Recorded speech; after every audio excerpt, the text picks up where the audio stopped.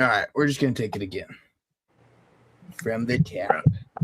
Like redo. Mulligan. All right. Clear the table, grab the dice. Grizzly and Jesse are in the house. Welcome to Rolling Recklessly, where the battle lines meet the sky. May your crips be high, may your pain never dry, and your rolls be ever reckless. Grab your battle tomes, open your list builder, and get ready to justify terrible army decisions with confidence. What's up, everybody? Welcome back to Rolling Recklessly. I'm Grizzly. And I'm Jesse.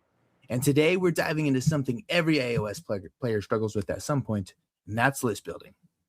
Because whether you're brand new to the game, getting ready for tournaments, building your first 2K army, learning is actually how to build lists actually is one of the most solid parts of playing Age of Sigmar.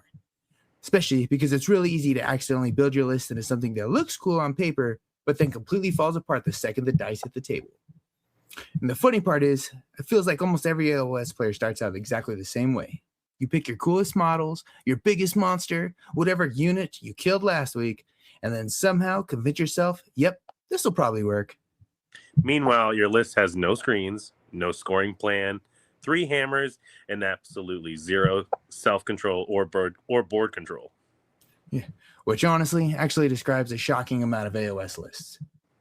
So today we're talking about common list building mistakes, how we approach building armies, balancing fun versus competitive lists, and why game plans matter more than people think, and why the rule of cool still matters no matter what anybody else says. Because at the end of the day, the best list in the world still has to fit the person playing it. And I think that's something a lot of players overlook. So whether you're trying to improve competitively or you're just trying to figure out why your list keeps exploding by turn 3, hopefully this episode helps you. Live from the Mortal Realms, this week in Sigmar. All right, Jesse, before we start teaching people how to build lists, we should actually probably talk about what we've been working on in the Mortal Realms lately. Yeah, absolutely. Hobby-wise, it's been a pretty big week for me. I've finally been finishing basing my Lady of Vines.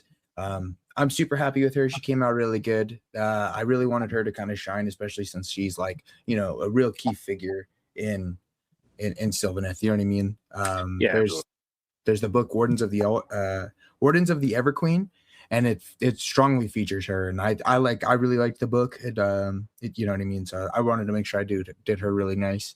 I like that, like, you know, the one big thing I really enjoy with Sylvaneth is like the basing really kind of makes everything else pop. You know what I mean? Absolutely. You know, forest basing is already like, it looks good on so many armies, but when your army is the forest, it kind of feels like the base is an extension of the model itself. I know when you see Alariel on the Wardroth beetle, some people put the beetle on a rock and it'll give it even more kind of that booming look. I know that you have that nice water feature on your Belthanos that just makes it look like they're stepping right out of the forest, right out of a creek. So basing super important with Sylvaneth, and again, I think you've gotten such a good handle on it and you've become so thematic with it, and now you're kind of like in your experimentation phase where you're seeing exactly how far you can stretch the limits and what season you can make it look and what different details come with that season. So it's exciting to see how that's going for you. Thanks, man. Thanks very much. Very, very, very much agree. I really enjoy that about like the Sylvaneth. I've also just started working on. When you read a book and like you have the lore fresh in your mind, and you're painting the model, and it's almost like you're reflecting on the stories you heard of their accolades, or maybe things they were saying in the lore, and you're just reflecting on all of that. It's all fresh in your mind, and it's almost like the model's coming to life as you paint it and as you base it, because again, you just consumed all this lore. Yeah, it makes me want to like make sure I do a better job with the model because of how much I liked her in the lore, you know. 100%, you know, that I like that. That's a great reflection. I've also started working on like my Grove Guardian, and it's nice. She's got like paint on her like now. I've got her like semi base, you know. I kept the model off so I could paint her, you know what I mean, without having to like dig through the basing and everything, you know. So I figured I attached her model last but I did like a little, a little grass patch, a few like rocks and stuff. Yes, I like the color of like the bulbs of the flowers that are surrounding the Grove Guardian. Yeah, that was a very smart choice of color, and it's like a color you can use to kind of like dry brush it at the end, and it's going to make everything kind of glow with that color. Like it's a really nice accent color. I think it looks beautiful. And then gameplay wise, the Grove Guardian's giving you a 2 prayer priest, and I've been singing the praise of prayers like since the edition began. I think prayers are a really good part of the game. I really like them in the game. I think they're fair. They don't feel overpowered. There's still a little bit of a gamble. When you roll 1d6, nothing really feels too overpowered. But yeah, I feel like those prayers are a part of your army that people still haven't learned yet and that aren't prepared for. So it could be another aspect of your game that just surprises people, which is what Sylvaneth do. So it's just crazy. Well, I'm excited to get it on the table, with the prayers. It gives us more healing, which, is awesome. We already have so much of it. Yeah. Yeah, well, now that you've moved to this more attrition style gameplay, I think the healing is definitely beneficial. It used to be easy to kind of get through your army when you were running all the monsters.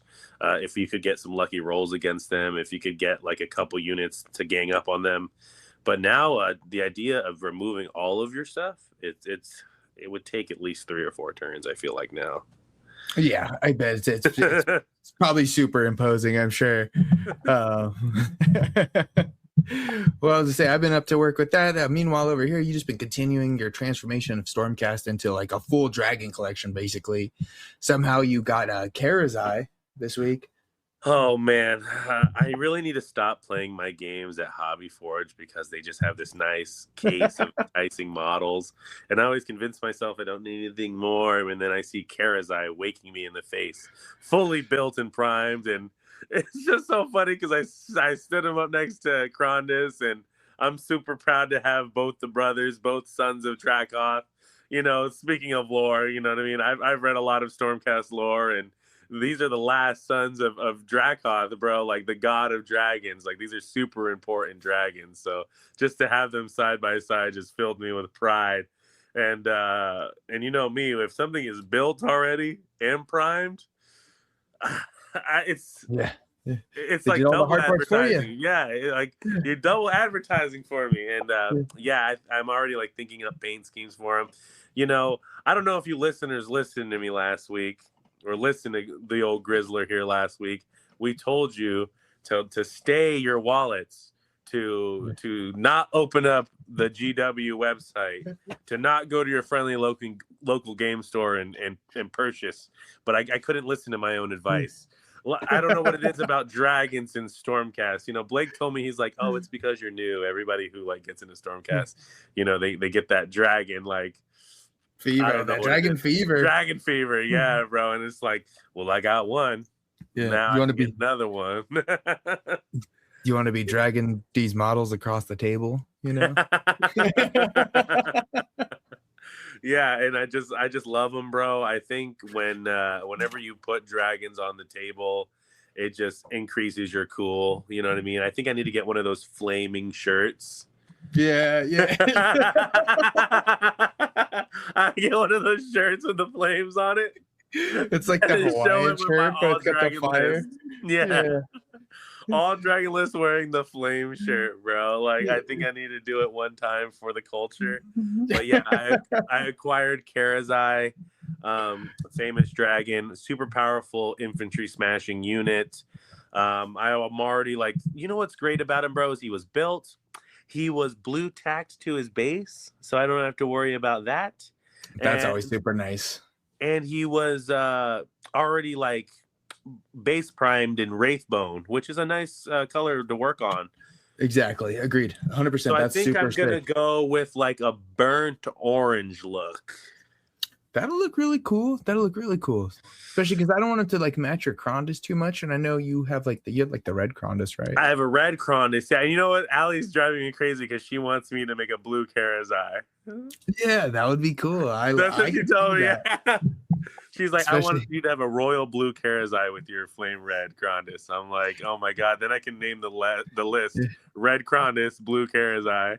people are gonna be so mad at you. They're gonna see that and they're gonna see like, oh look, this is Krondys, and then you're like, no, that's Karazai. This And is then when you pull it out, and they're gonna be like, you motherfucker. all right. Well, now with you on board and Allie, I think I'm gonna have to make the blue Karazai. I love it. I love it. I think it's got to come to fruition. You know what I mean? You did that. You always did the red, and it always like got me with like your Krondys, because I was like, oh yeah, it is Krondys. It is the literally Krondys model. You know, you put the Yeah. armor on him and everything, but he's red. So I always Even think when I'm Karazai. playing him, I'll be like Karazai. Oh, I mean Krondys. Sorry. You fool your own self. Yeah, and it's funny because like the Star Drake was supposed to be like royal blue, but I made him like purple and pink and like sky blue. So I kind of went left with Nice. all of my stuff. You know, I would really like to have a black dragon, but I'm just not good at painting stuff black yet. I'd love to have an all white dragon, but I'm not good at painting things all white yet. So maybe another class with the old Master Blake. Go to the old church one more time. But Yeah. yeah, it's fun having dragons, bro. It's a lot less to set up during deployment. I'll say that. Yeah. Actually, I was talking to Blake. You know, we were playing yesterday when everybody came over. It was fun. But Blake, he was even saying, he's like, bro, you just got to come do a class with me. And I was like, after I was showing him stuff, like I was telling him the stuff I was struggling with, I was like, I need a class with you. It would help so much. It's crazy. So the weekend immediately after my class with him, me and Allie both got painting fever. She got Marathi, like I would say 75-80% done. And then I got my Star Drake, like the same, like 80-90%. Like they just need washes now. But Star Drake and Ionis, and I was out all weekend at different, friendly local gaming stores, and I would get compliments all the time. People were like, oh man, these dragons look really good. Like this is really cool. And so, yeah, it feels great. It feels great to have these cool centerpiece models. It's great when you have so much in your army already and you can start focusing on some of those like, oh, I would never get that models. You know what I'm saying? Yeah, exactly. Models you're not going to actually get, but now you have something to kind of focus on, and everybody else can, like look at it for you too. You know what I mean? Because not everyone else is going to get those models as well. If you're a person who obsesses on getting every model in the range, don't get into Stormcast.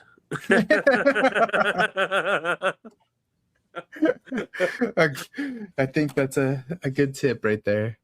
Yeah, don't get into Stormcast. Spare your wallet and spare your time, because if they got the thickest battle tome, they got the thickest backlog, and you look at some of these models, they've been around since first or second edition because they're that cool. You know what I mean? Exactly. You look at like Celestin Prime. That's one that I picked up recently. Like it's still that cool from first edition. That cool. So yeah. I'm excited, and I'm glad that we're progressing, bro. I'm glad that we're kind of like spoiling ourselves even now. Like we're beyond what we deserve. Definitely. We were two little dirty desert bums living check to check. Who are we to have what? You're at 8 armies now. I'm at 4. Yeah, it's a ridiculous amount of models. You're like, this is all not different, sustainable. So 12 armies. Yeah, at 2,000 points or higher. Well, we're trying to unlock all the characters on Smash, Right. I need to know that I would lose with every army before I quit. Exactly. That's otherwise how good the game is. You know what I mean? For sure. Yeah. Speaking of which, outside the hobby, we got in some games this week. Go ahead and let's hear your games. You got in a couple good games, yeah? Okay, so it started off scary right away with playing my girlfriend's newly minted 2,000 points of Daughters of Cain. I will say this about the army. It's very easy to kill the units because they just fold over in combat. So it's definitely one of those you got to be clever in your deployment and in your movement phase. That being said, those snake ladies with the spears, I think they're called the Blood Sisters, they do an incredible amount of damage. And they have crit mortals, and they can give you strike last. Marathi and the Shadow Queen. What a combination of power and utility. Marathi is 3 casts. She can become +2 to cast depending on how your list is built. So pretty much guaranteeing, these spells that are crucial. I'm thinking of things like Mind Razor. That's +1 on damage from charge. +1 attack spells. All the manifestations. There's a big snake. There's a blade tornado. There's a lot of things going on in the magic phase, in the hero phase, magic wise. I feel like you'll do okay against Daughters of Cain in the magic phase or in the hero phase because you've got a lot of unbinds. But yeah, if you're a person like me who just brought a priest, you're gonna just be sitting there when they go, all right, I'm gonna roll this, and I just need a 5. It goes off, and I'm like, okay. Then I roll this. I just need a 4. It goes off. I'm like, okay. You're like, cool. So on paper, the Daughters of Cain units, they don't seem very strong. But then after the hero phase and they've got all these buffs on them, you're just like, holy moly. And then they come in and then they explode and die. And then they pass more buffs off. And Marathi does this thing where every time a blood rite happens, and these are different ways that things die. So I'll give you some examples. Like she's contesting an objective she doesn't control, so she ran onto an objective you controlled, and then the unit died on that. Normally that's bad for your army, but in her army, it's like, okay, now they get a blood rite. Now, yep. Yeah, now the Shadow Queen or Marathi can just teleport anywhere they want outside of 9, and I'm like, holy moly! And Marathi came in and did 30 damage to a Drake Sworn Guard that were on a 2-up save. So nice. 30 damage, yeah. Yeah. And I believe the crit mortal was 6 damage. Jeez. Yeah, with the tail, right? Yeah. Yeah. The tail crits. The tail crit mortaled me, and it hit me for 6 flat damage, on top of the 24 that went through from the combat. So yeah, from the first attack. Yeah, and then had Marathi was just super buffed up, had run and charge, had +1 attacks, and had +1 damage on the charge from the Mind Razor. So the crit mortal was actually 7 maybe. So it was just an insane amount of damage, and then she can power through if she doesn't kill whatever she's into. But I mean, like I said, 30 damage just clear the Drake's Horn Guards right off the table. 310 points gone. Oh. But yeah, I mean, thankfully the game didn't go all the way. We didn't have to. We didn't roll the whole thing out. We were just kind of seeing what the capabilities of her army were, and so yeah, it's a very scary time to be playing dock players. I'm going to be very anxious at encountering them in the competitive scene, whether it's at an RTT or a GT. I'm going to have my eyes out for the Daughters of Cain. No, you definitely got to watch out for Daughters, because they're coming up, and they're coming. What is it, Daughters? They're so hot right now. It's like Zoolander. They're so hot, so hot right now. Yeah. Damn him. Damn that Daughters of Cain. They're so hot right now. They're elves. They're the same thing. It's the same thing. Blue Steel, Magnum. They're all the same. It's funny too, because when we had all of her dock on the table and all of my dragons on the table, it was just fucking eye candy, bro. Everybody was going, "What's going on over here? Half naked women and dragons." And I'm like, yeah, only the coolest thing in wargaming. If I played Daughters of Cain and I went into the game store, my intro would be the Shawn Michaels intro music. I'm an ass man. Come in with the hang with a bad bitch. He want to hang with a bad bitch. Yeah, for sure. For sure. Yeah. I feel like with Daughters of Cain, if you're a guy playing them, they're like, you're such a gooner. Yeah, for sure, bro. A gooner. But then if a girl plays them, they're like, oh, that's hot. She's into hot women. You're picking up their models. You're like, hi, gladiatrix. Witch elves. You're a gooner. You're like, did you paint them white? You're like, kind of. It's like, why are you spending so much time alone in your room with your models? I'm painting, Mom. I'm painting. Yeah, for sure, bro. Like, Yeah. so, Daughters of Cain, bro, looks deadly, plays deadly. If you have invested at all in that army in the current edition or at all in you're in a good place, bro. Your investment paid off. Whether you're getting on now, whether you got on years ago, it's paying off, baby. Get those girls on the field and start romping through people. But I feel like you got to be really smart with your movement. You got to be smart with your deployment, because I swear, bro, those dragons. I know they're dragons and they hit really hard, but lift a whole unit. Shoo, Yeah. shoo. Yeah, so you got in with Daughters. Didn't you get another game? And also, who else? That's right. Oh man, his name slips my mind. He's in the Discord as OG Papa over at Hobby Forge. He was playing the Big Wah. Yeah. It's like it was a mixed Auric list, and I'll tell you what stood out about the list. He had what's the hero who's like on the giant like vulture looking bird? I know who you're talking about. You know exactly who I'm talking about. I want to call him Scragrot. It's not Scragrot, but I know exactly who you're talking about. Right. So he's an Auric on a giant like vulture, right? And then doesn't he have like he's like a priest or a caster or something? He's a caster. He was definitely a wizard, and he had some cool abilities. The one ability that stood out to me was he could roll dice equal to your health characteristic, and every 5 up would be a mortal wound. So you can imagine what that would have went up like if he went into like my 16 wound Ionis, or you know what I'm saying, or a 20 wound Karazai. Yeah, his name is Gobsprak. Gobsprak, yes, Gobsprak on the giant vulture. So that guy was definitely a threat, and definitely I'm like, okay, so this is your big centerpiece model. This is a guy who demands some respect. And then he had the mouth of Mork. Yeah. Then he had these 2 big units of reinforced Ardboys, bro. And let me tell you, removing these guys off of an objective takes some time and a lot of power and finesse. And then and kind of like in his backline, he had one of those units of, they look like Cruel Boys, but with bows, like Cruel Boys with bows. Yeah. I know exactly what you're talking about. And it's just they look like they're like the Vigilers, right? Yeah. Yes, but it's just 1 shot each, so it's a lot less shots, but it's got crit mortal, bro. So it's, things can go bad. It's damage 2, Ren 2.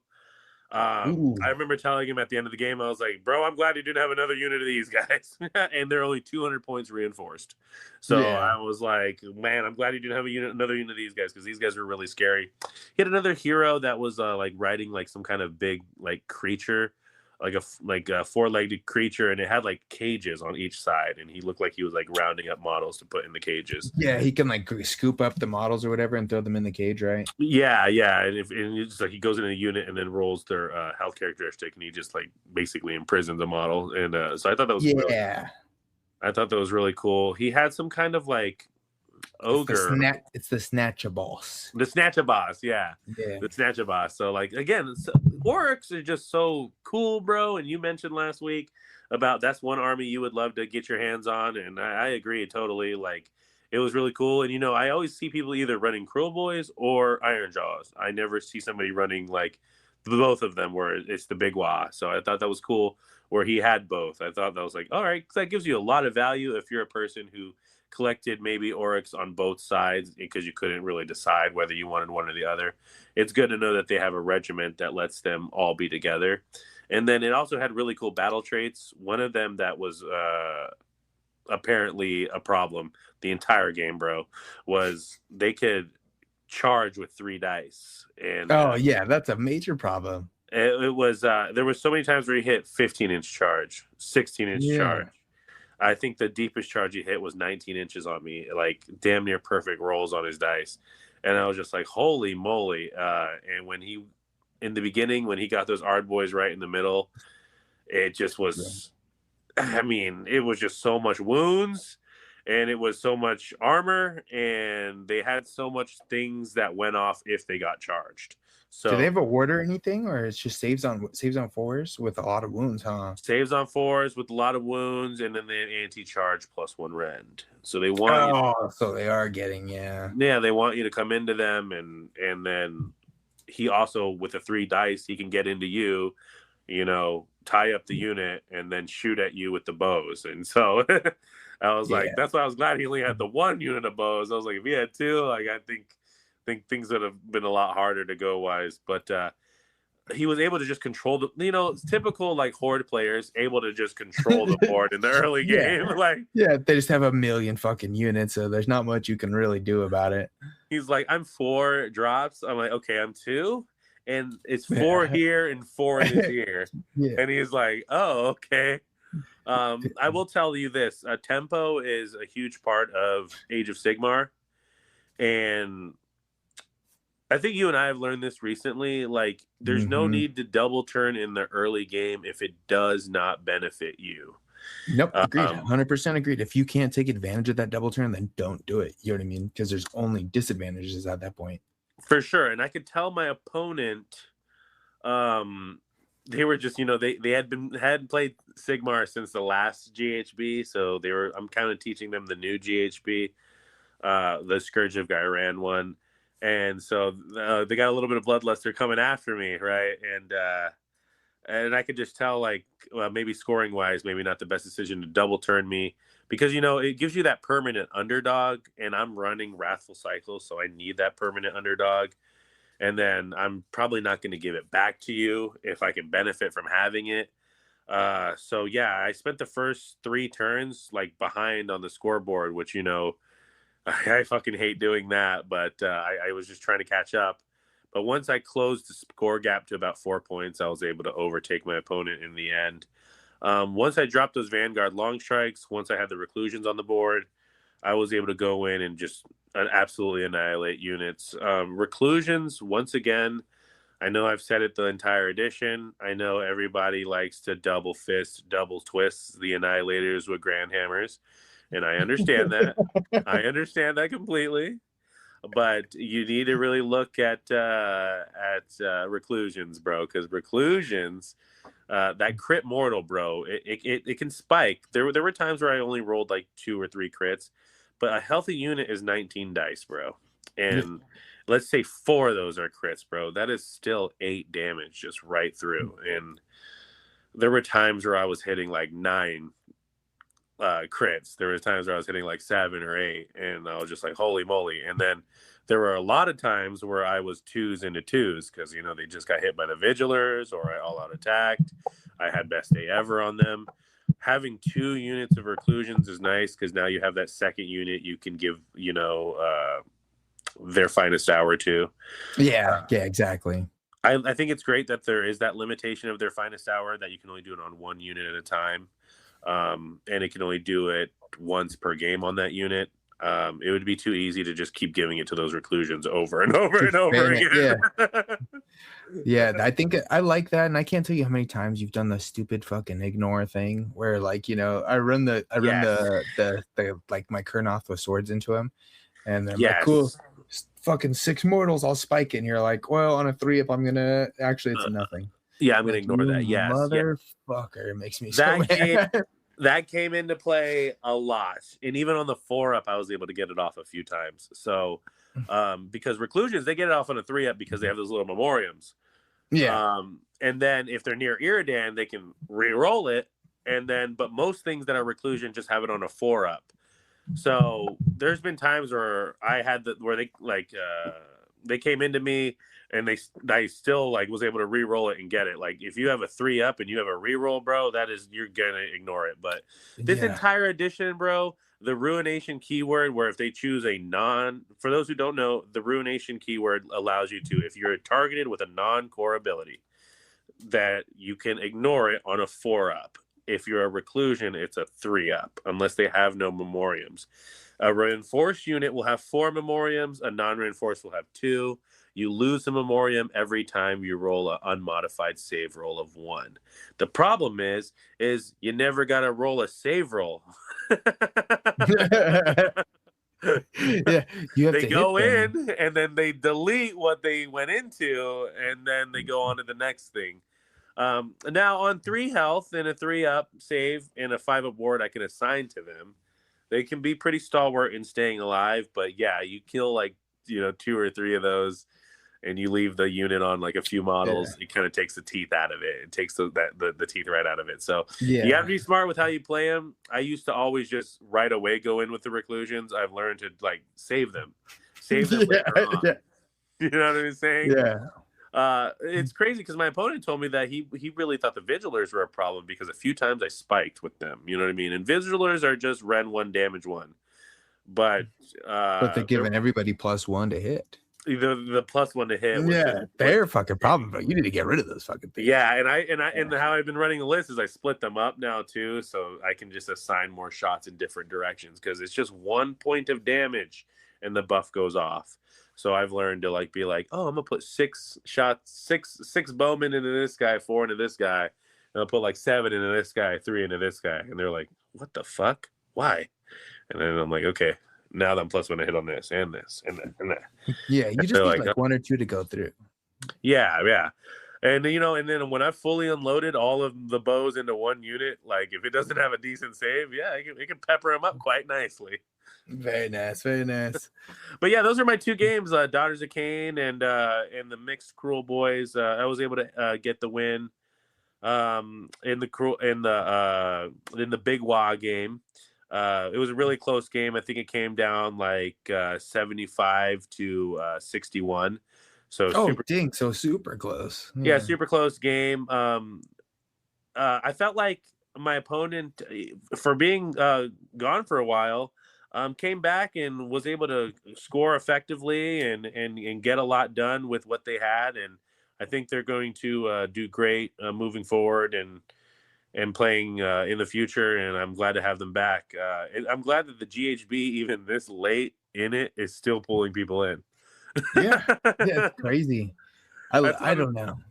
I feel bad. I'm teaching you this, but they're about to switch it. I was like, I'm teaching you the GHB. I was like, you can always go back and play, prior formats or whatever. A lot of people, you and I have said, like, remember how simple it was in GHB 24, 25? Yeah, exactly. Like, you can always. The olden days. Pepperidge Farms remembers. Yeah. I remember. With the member berries. Yeah, but when you had to declare your battle tactic at the end to get a turn. I remember.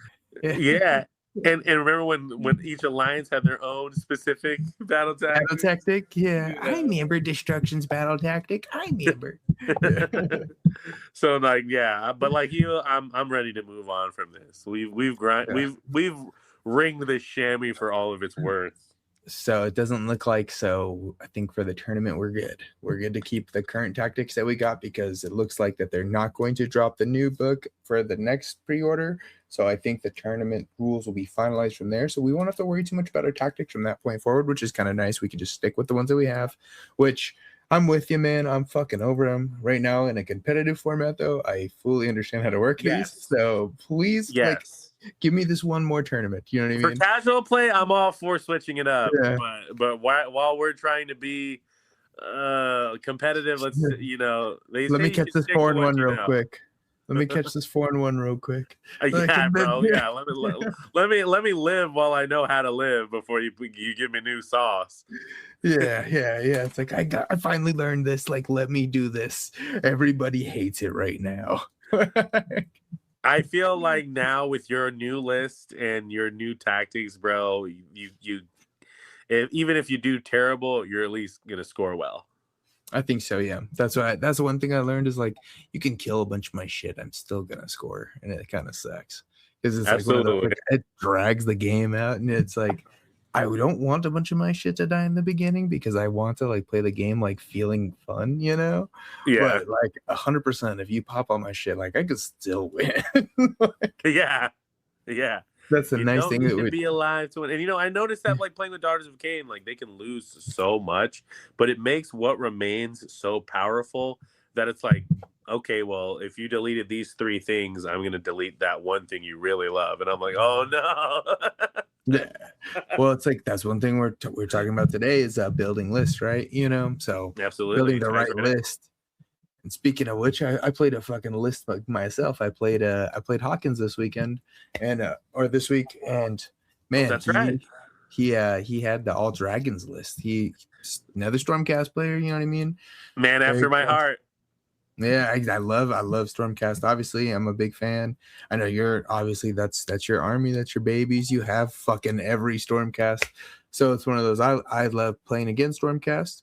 I'm happy you got your wins because unfortunately, like I got the Sylvaneth, they came in and fucking crushed. Oh man, they did what they do. It was one of those things. Like we started playing, it was good. He ran. It was Ionis, Karazai, Krondus, Star Drake, and he had prayed 2 sets of Praetors. So and it was cool. He did for his Karazai, he swapped it, he like proxied in the guy on the Maw Crusher, but it's like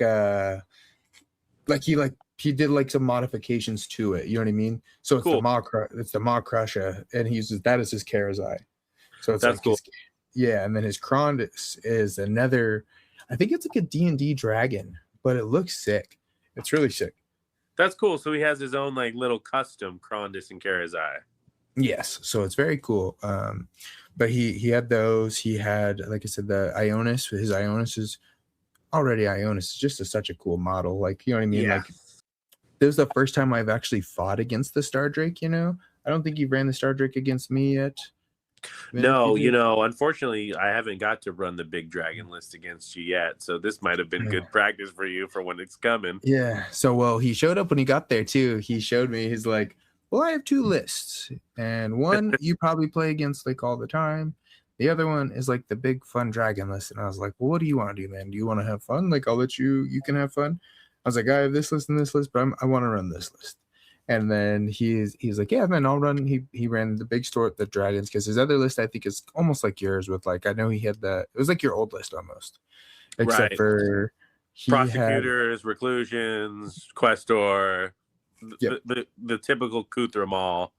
Yeah, he has like this long strike guy, the hero that you took out. Oh yeah, Knight Judicator. Yep, for sure. So it's all the same hammer threats, shooting threats that you come to expect from Stormcast.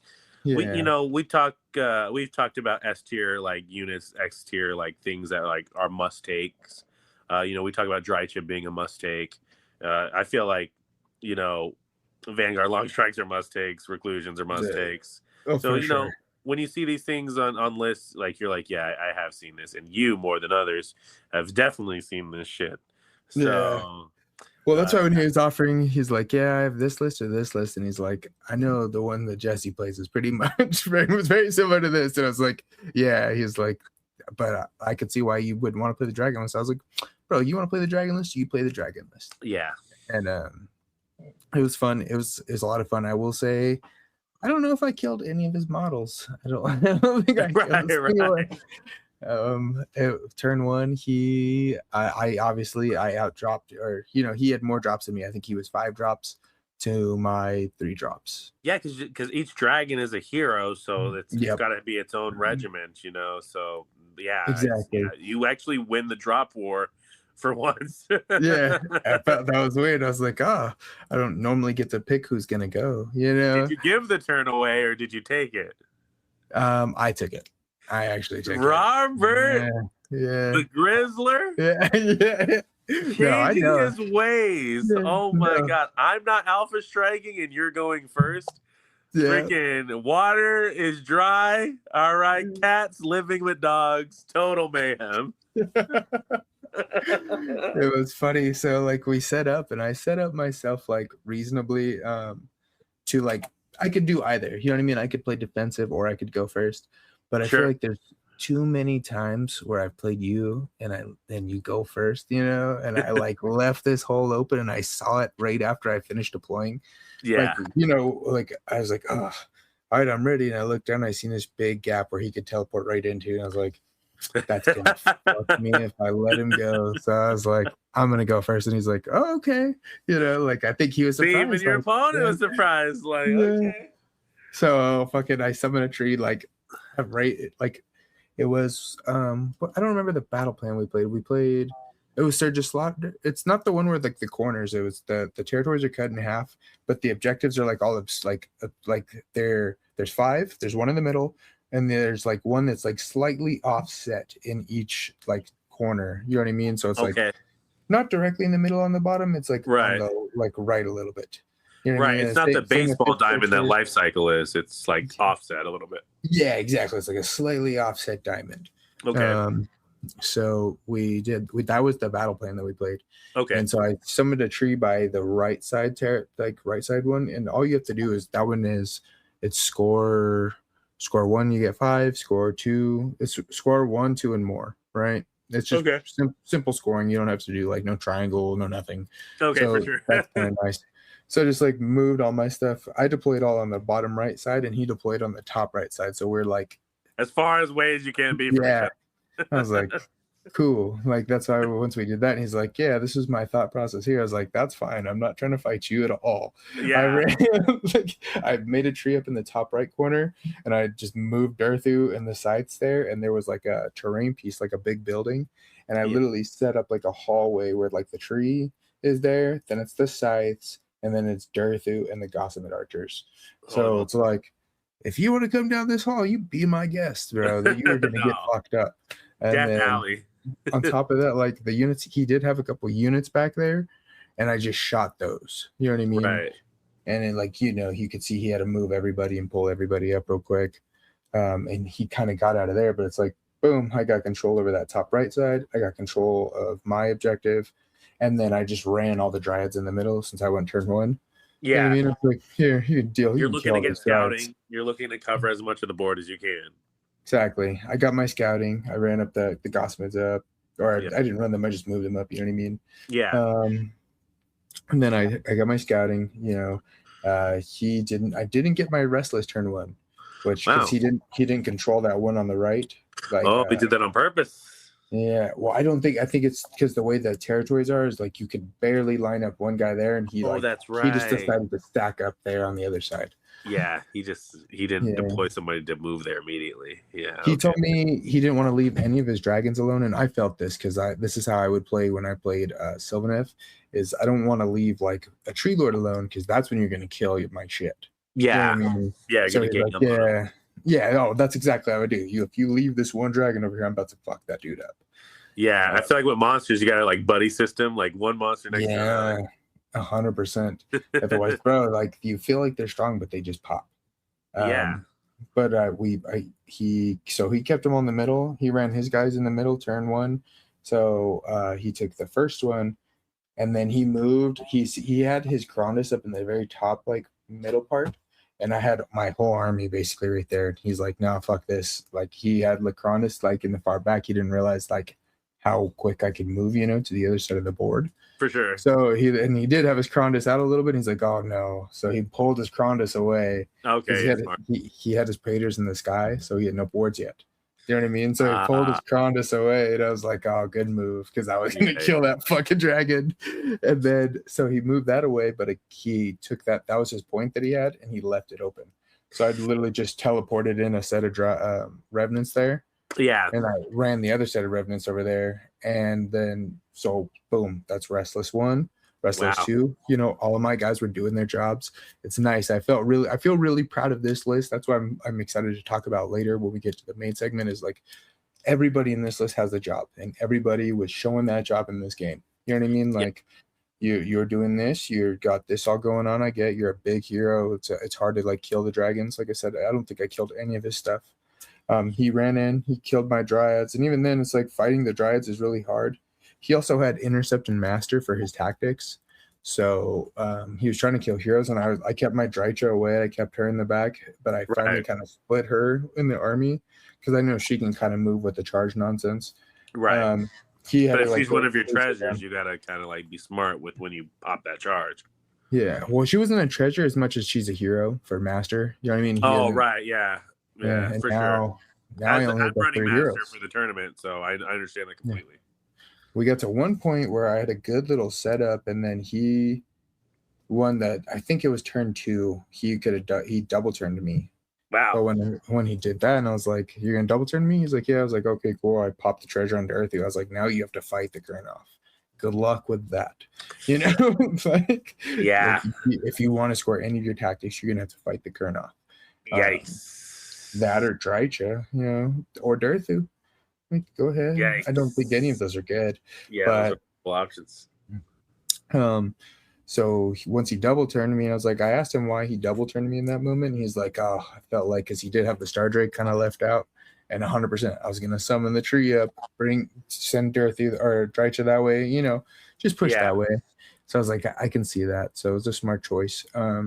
But I do think it kind of lost him the game from that point forward because he couldn't really score any of his tactics. I think he only scored 8 points, and I think I got 75. The only one I don't think I could get is the last Restless. And the last Restless is hard, man. Like, that one's super hard. You have to control all the tactics on the board.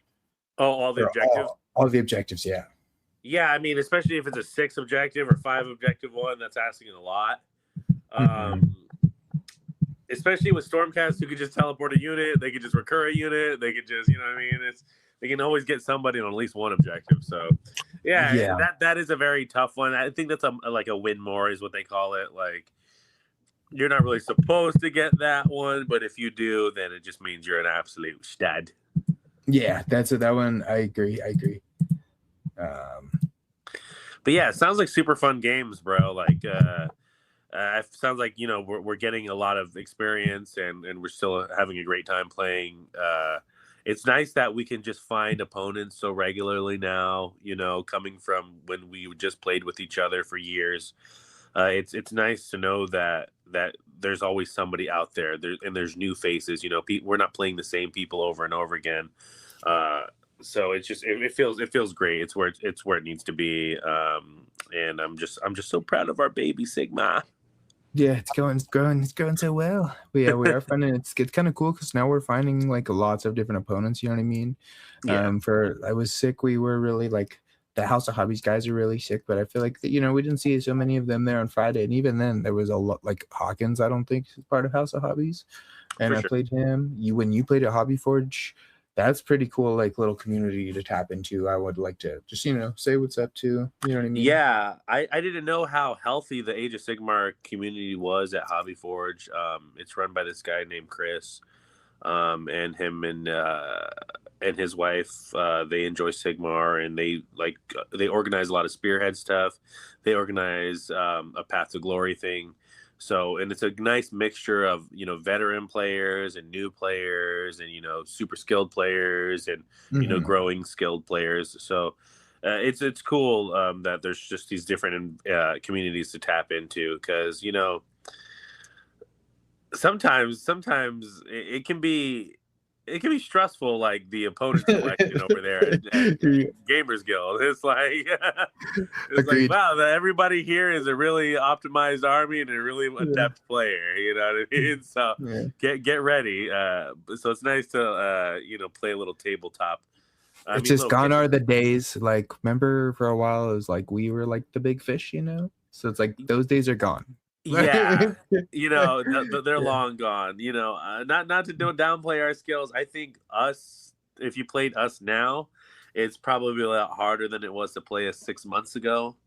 But I can tell we're probably real terrors now. Like people I can see it being very unpleasant experiences sometimes. I can. I feel like I can put a list down on the table and people can be like, maybe I don't want to play that today.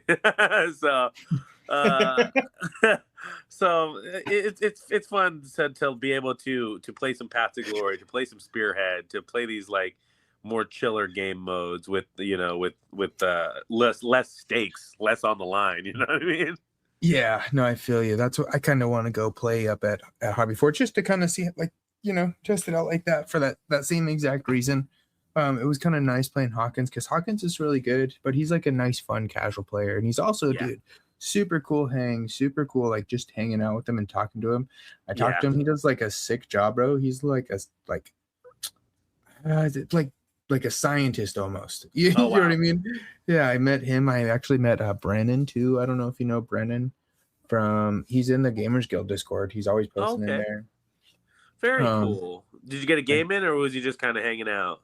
I think he was like looking for a game, but I think he was just hanging out. He kind of hung out with us. It was me, him, Brad, and like stayed and chilled and hung out with us for a while too. And that's like the first time I really kind of got to like chill and talk and hang out with Brad outside of like playing, Very and cool. that was really cool. I enjoyed them. They seem really cool. They're trying to talk up like they're moving houses, so they're trying to talk like hosting their own like little tournament.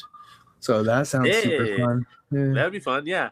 Like, hey, It's man, always if fun when you get a new space and you have room to like host like a party and then like, I recently, finished getting my little Warhammer set up in my home. So, Warhammer is such a big format to play. 60 by 44 doesn't seem that big until you see it in real life. And so just to be able, earlier this year, we got the Reckless room going at your house. Now I got a table over here at my house. I saw that Blake recently set up one at his house. It's just cool that like this hobby that it seems so kind of like you needed to set parameters to play. You know what I mean? We need a location. They need the tables. They need the terrain. We need all this stuff. So to just have it at home is just really nice, and to know friends have it at their home. Because sometimes you don't want to be in a busy game store, or sometimes, you want to have some of your creature comforts at home. You know what I mean? So, it's cool that that we're all getting set up, bro. It just shows how darn committed we are. Like, this whole community. I'll say it's nice because it was one thing I was talking about with Blake yesterday, and he said it best. Like, he's like, tabletop kitchen, like game playing is like, that's like sacred. You know what I mean? Like, I agree. Like having like your own spot to play, like I think a big part for like he was explaining is like a lot of people don't have like like for me, like I'm very lucky because I have someone like you that I can sit there and play with we can be like autistic into this at the same time and like do this. For sure. A lot of people don't have that, you know what I mean? So we get to sit there and grind and train, and some people are over there fucking just doing they're solo thing. Solo exhibition, bro. That can't be fun, bro. Dude, I know that I don't want to do this without you. I can say that right here, like vocally. Like, I do not want to do this without you. Like, if you told me tomorrow, like, hey, I think I'm gonna hang up Sigmar, I would like grab you and be like, hey, don't do that. Don't do, I don't know what's going on with you, but we're gonna get through it. Do not do that. I need you in on this. Like, you are one of like the most influential people for me to keep playing this thing. So like it is, we are fortunate to have each other, bro. Like I don't ever like downplay our friendship. Like, I need the listeners to know, like, me and Robert are actual friends, like long before this podcast. Like, this is not an act. Like, we are truly friends, and we're in this. So if you can get your best friend to play Warhammer with you, first of all, apologize to that person. First of all, apologize to that person, because you know what I mean? Like, you got them onto it. You gave them an addiction, right? But if you can get your best friend on Warhammer, if you can get your wife or your husband or your boyfriend or girlfriend, just somebody close, if you can get just one other person to ride this thing out with you, I'm telling you, it increases like the fun factor tenfold. Yeah, agreed. The community is like a big part of it. You know what I mean? And we're over here like Tally, like, you want to get high? And I'm hoping that this podcast and those of us who in the local community that know me and Robert, I hope that we can be that thing for you if you don't have it. Like, you can borrow this podcast. You can borrow me from Robert, and you can borrow Robert from me. We can be that for you. Like, you are not alone in this hobby. Like, we are as obsessed as you. We're as committed as you. We're as sick as all of you. I think that's a great way to get us going. That sounds like you had some fun games this week. I had some fun games this week. I'm super excited. So what was the key to this success, though? List building, maybe? List building, I think, had quite a big deal to do with our game. I think that's a great way to like lead right into the main segment, how we build a better list at AoS. All right, so let's talk list building. And I think one of the biggest mistakes AoS players make when they first start building armies is that they're building lists without an actual plan. I think that almost every new player starts the same exact way. You pick your coolest model, your biggest monsters, whatever unit destroyed you last week, and then you somehow convince yourself, yeah, this will probably work. Yeah, it's terrible when you get that new hot model, you get that freshly reinforced unit, and you paint it and you get it ready, and it gets blown up right immediately. Yeah. You don't want to have like your friend Jesse come over here and blow your Belthanos up so you never figure out how to do it. we'll still not, and you'll never find out what Belthanos' new abilities do. Well, the problem is a lot of people build lists entirely around damage. But in AoS, it isn't just who kills more stuff. You'll actually still need scoring, survivability, mobility, utility, and an actual game plan. Because you can absolutely table somebody and still lose the game. Yeah, definitely. That's a lesson I had to be taught very early in my experience playing.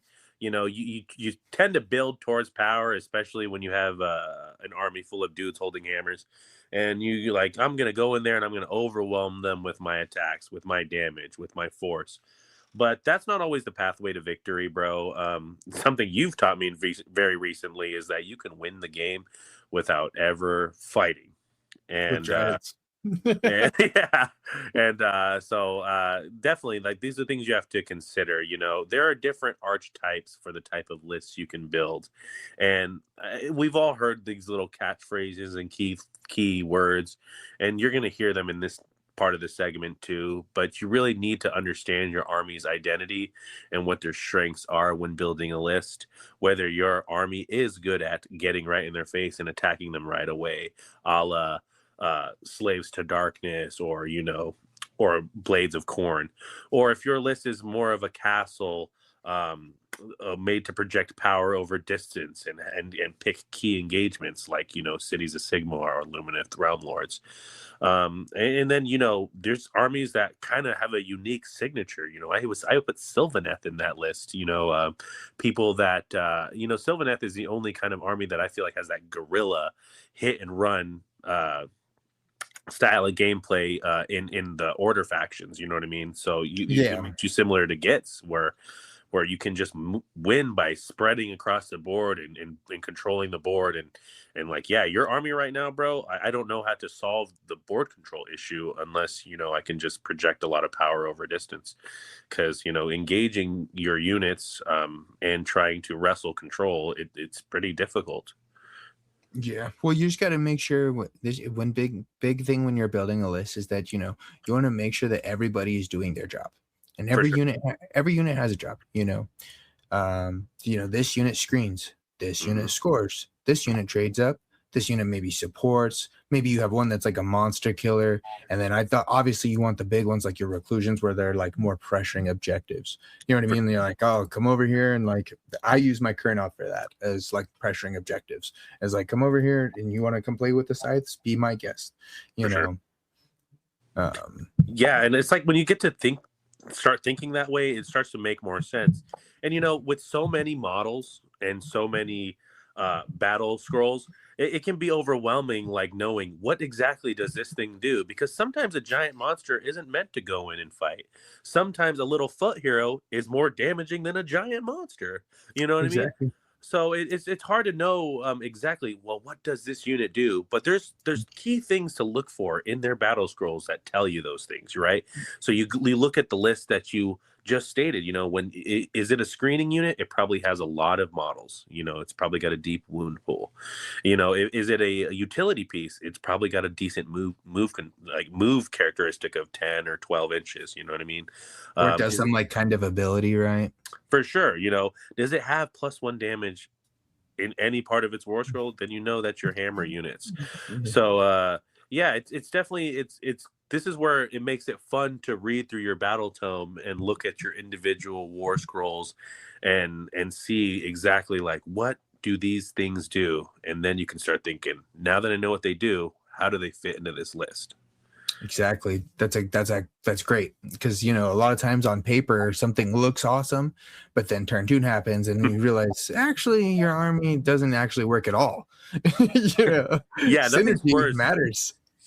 nothing's worse than having turn one remorse. You know what I mean? Like one turn went by and you're like, oh my God, I should have deployed differently. Oh my God, I should have put this hero next to this unit. Yeah. Oh my God, I should have split this unit up. Yeah, it's terrible, bro. Imagine deploying everything within 3 inches of each other on a Taliban of Nurgle list.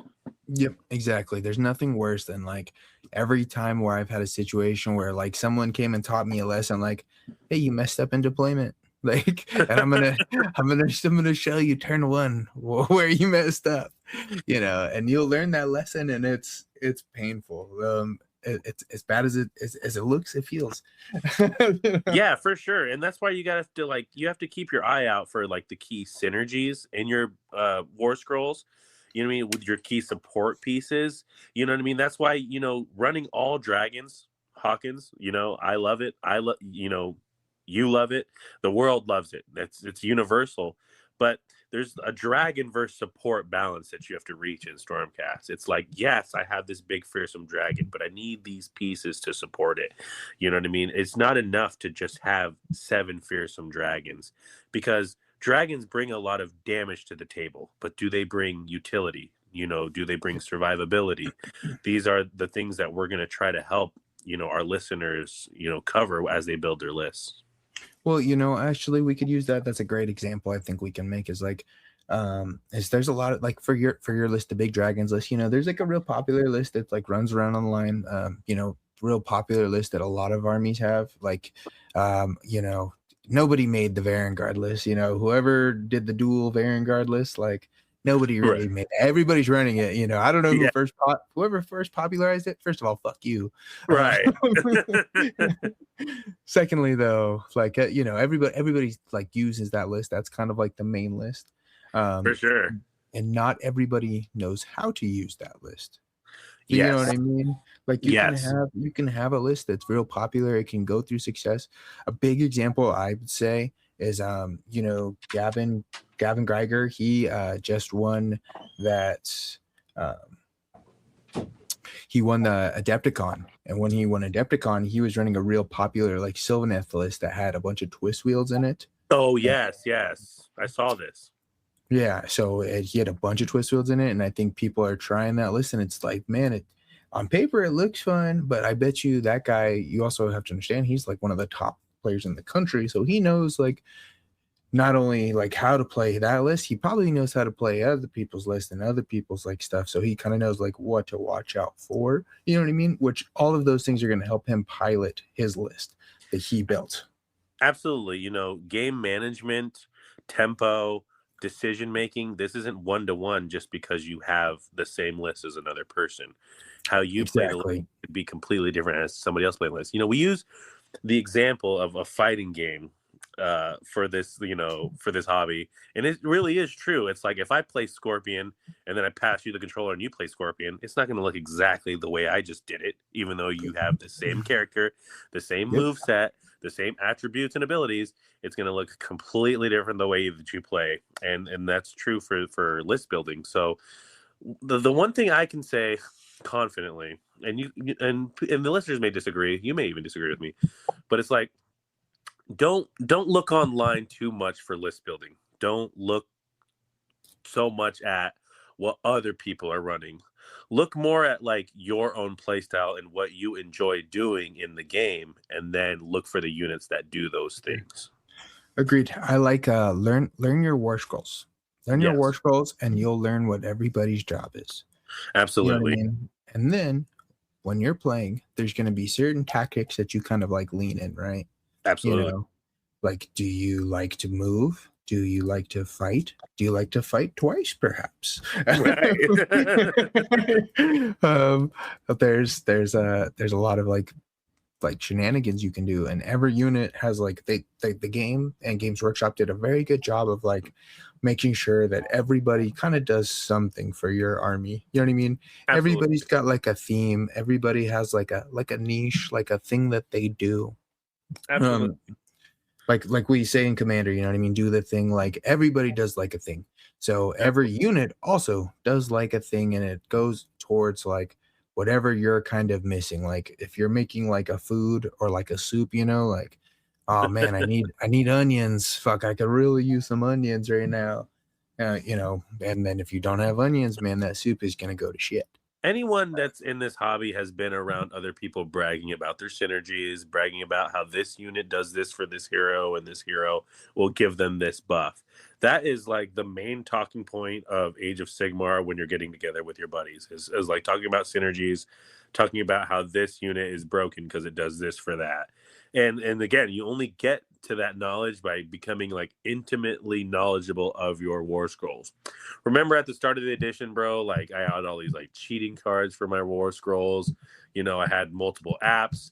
Them things are in my brain now, bro. Like, and now I'll quote you my war scroll and wait for you to challenge it so that I can show you it like it's a Bible. But you know, it said right here in Ephesians 3:14 on a 4-up. I ignore it.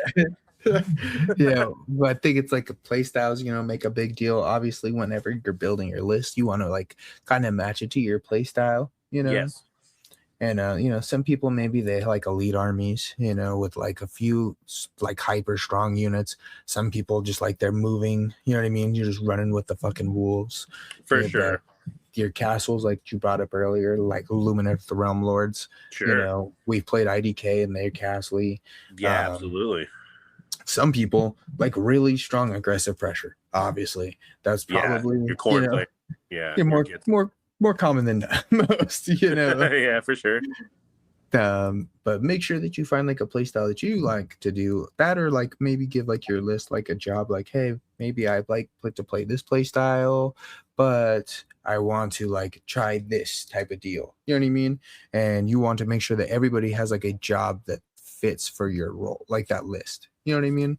Yeah, for sure. Like, you know, that's where like experimentation can get costly in this hobby because like there's nothing worse than buying a unit, spending $60, spending $80, $100, and then it doesn't do what you want it to do for you in the game. And so, and again, that's where knowing like what it does in the war scroll is going to be super important, super paramount. It's tough to test interactions in Sigmar without, you know, using like tabletop simulator or just kind of theory crafting with your dice and saying, well, what if I had this and that? You really don't find those like cohesions and those things that make you love this unit with that unit until you've play tested it. But absolutely, you have to play to your army's strength. You know what I mean? Like, you know, don't be a take and hold army if you're gits. You're gonna explode. You know what I mean? Don't be a don't. I can attest for that. Those wolves, you think they hit, they don't. Don't be an anti-meta chaser. As long as you know what I mean. So, as much as people like complain that everyone's using this unit, you know, don't be that guy that nobody's using that unit. There's a reason nobody's using that unit. It's not worth it right now. So do your research. But yeah, ultimately in the end, find the archetypes, you know, the things that are specific to your army. Start having discussions with other players who play that army. The best references are other people who are playing the army. They'll tell you, they love to tell you when something isn't great. They'll be like, this unit right here, it cost me 2 games, don't run it. And you'd be like, okay. You know what I mean? And then on the flip side, you know, you'll have people tell you like, why do you keep trying to take Drycha out of your list? Stop doing that. Get the call back.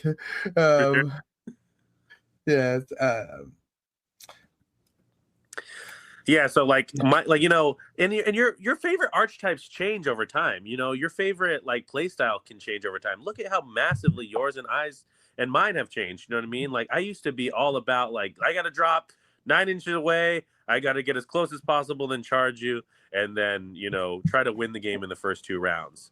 Now I'm being strategic. I'm setting up on the perimeter. You know, I hardly ever enter the mid board now. If you've played me, you know this. Like, I am holding the peripheral edges, and after I have taken down your key units, then I'll start to collapse in the middle. That's exactly what I did to the Big Wah, and it feels good to, like, know that I can adapt and I can change my strategy. So again, you got to decide like what play style works for you and which one is going to give you the most fun you want. I loved being an Alpha Strike guy. I loved getting right in there and fighting immediately. But it kind of like, when it fails and all of your gas was in round 1 and 2, now you got to sit there for 3, 4, and 5 and eat crud because you bet it all on the front end, bro. It's like going all in, like 3 hands in. You got to give it some time, let the game develop. And so now it feels good to know that, hey, the other day I won a game in rounds 4 and 5. It is not over till it's over. You have a chance, especially with underdog mechanics, especially with the way that Scourge Grand has its rules for some of the tactics, like dropping a treasure if somebody double turns you. These are all things GW like give you guys a really good chance like to come back, you know what I mean? Like they don't want some guy to just come in and start smashing you from the very beginning, like where it's like, yep, turn 1, this guy won and there's nothing I can do about it. Like, nope, this game can go entirely crazy in the next 2 turns. I think you can attest to this the most. Like, build your list for 5 turns now. Like, build your list for 5 turns. Yeah, when I'm building my list, I 100% I can see that's why my games go so long and they are so grindy, and it's because like 100% I'm going to use all of these turns to do all of my things. I see some people posting their list building in the Discords, and they'll be like 1 drop. And it's like the nastiest stuff in the army. And I'm like, man, this has a really good entry plan, but it's got an exit plan. You know what I mean? Exactly. It's betting everything on getting the charges that you want to happen in the first turn. And man, there's been so many times that in Sigmar, like guaranteed charges in my mind didn't go off. You know what I mean? So threat ranges is a big factor for building your list, bro. Like, how much threat range can you project and how much can you like defend against? And you're one of the people who taught me that. Yeah, no, you really got to watch out for people's like threat ranges. One thing you want to look at, so like when you're building a list, I'm looking at when I'm playing an opponent, what they built their list to do, and I'm trying to like break down whose job is what, and I'm trying to break down like if you can kind of figure out their game plan, and like what their army does, you'll have like a huge advantage, right? Most armies have like a win condition, like once I like for me, my win condition is like turn 1, I'm gonna send all my shit on your side of the board, right? That's what I'm trying to do right away. I don't care what you do, especially if you like run master or you run intercept, and now I'm on your side of the board. I just turn that off for you.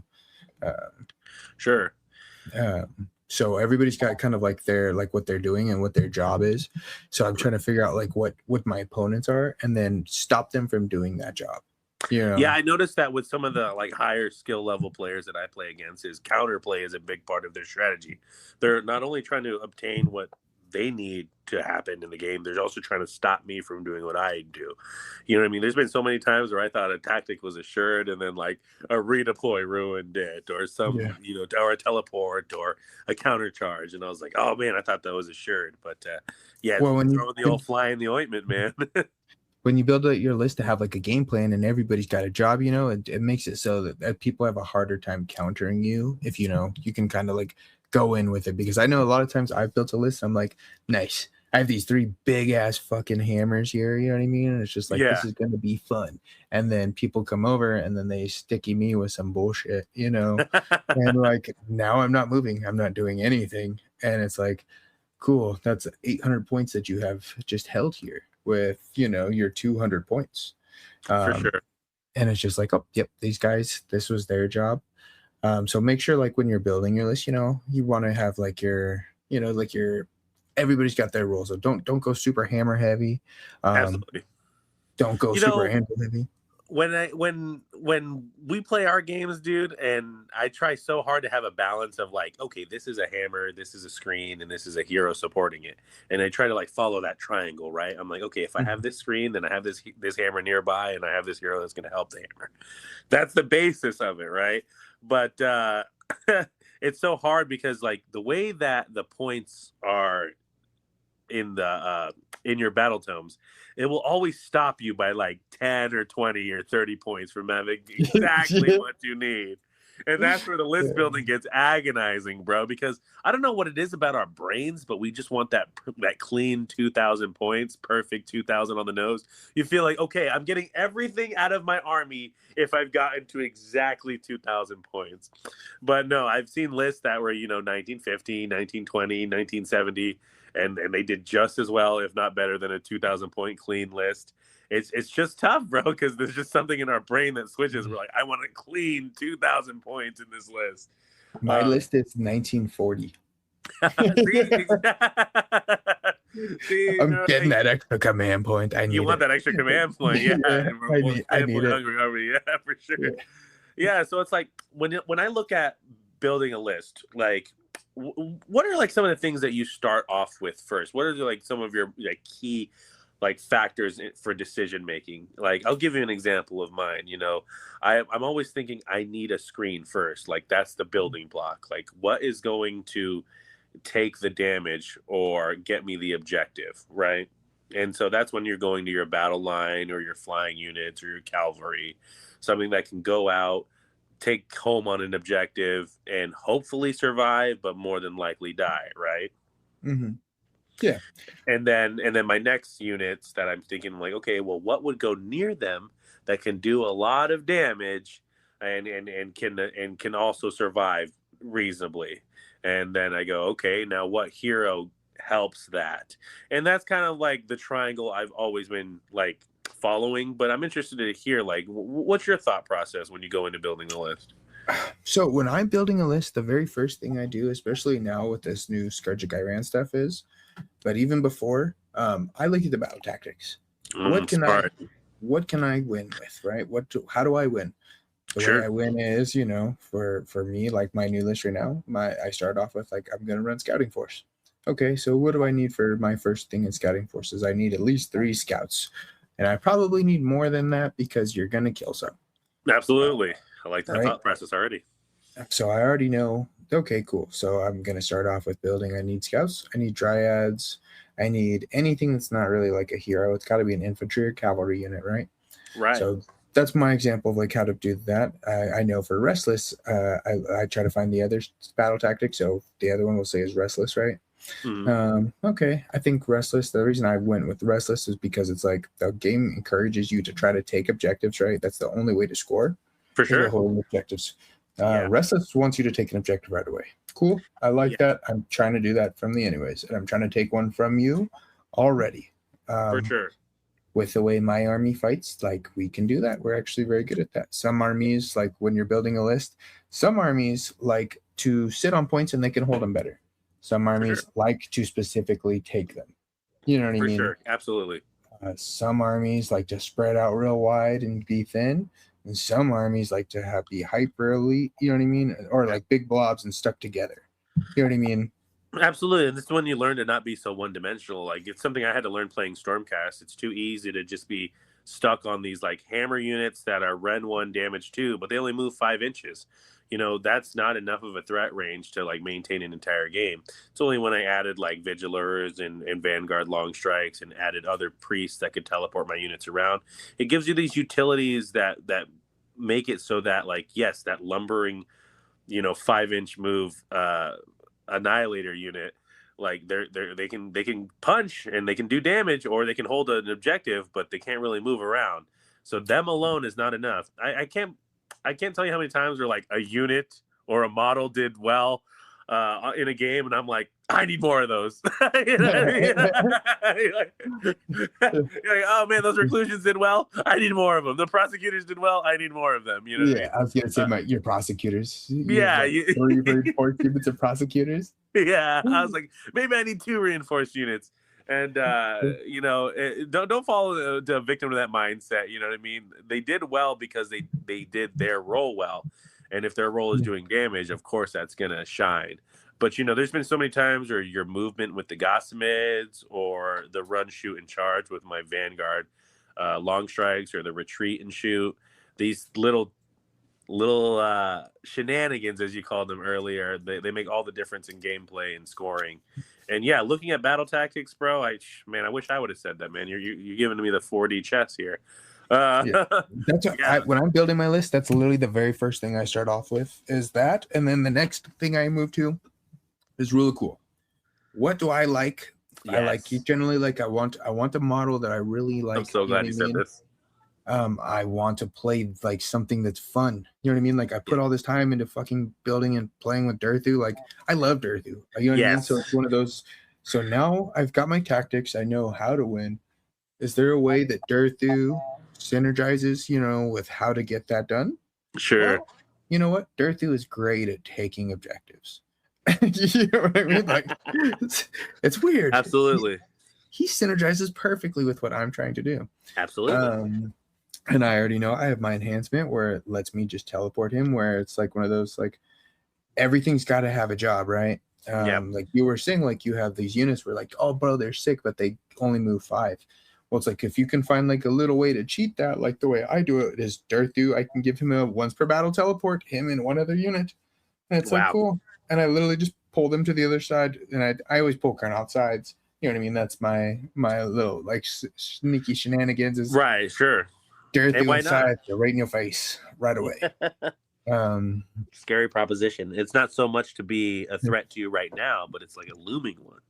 Yeah, well, it's like, oh, it's only turn 1, and it's like, yeah, I'm not fighting you now, but you got to come over here eventually. And now I just made that eventually a lot quicker For sure. than you were expecting. For sure.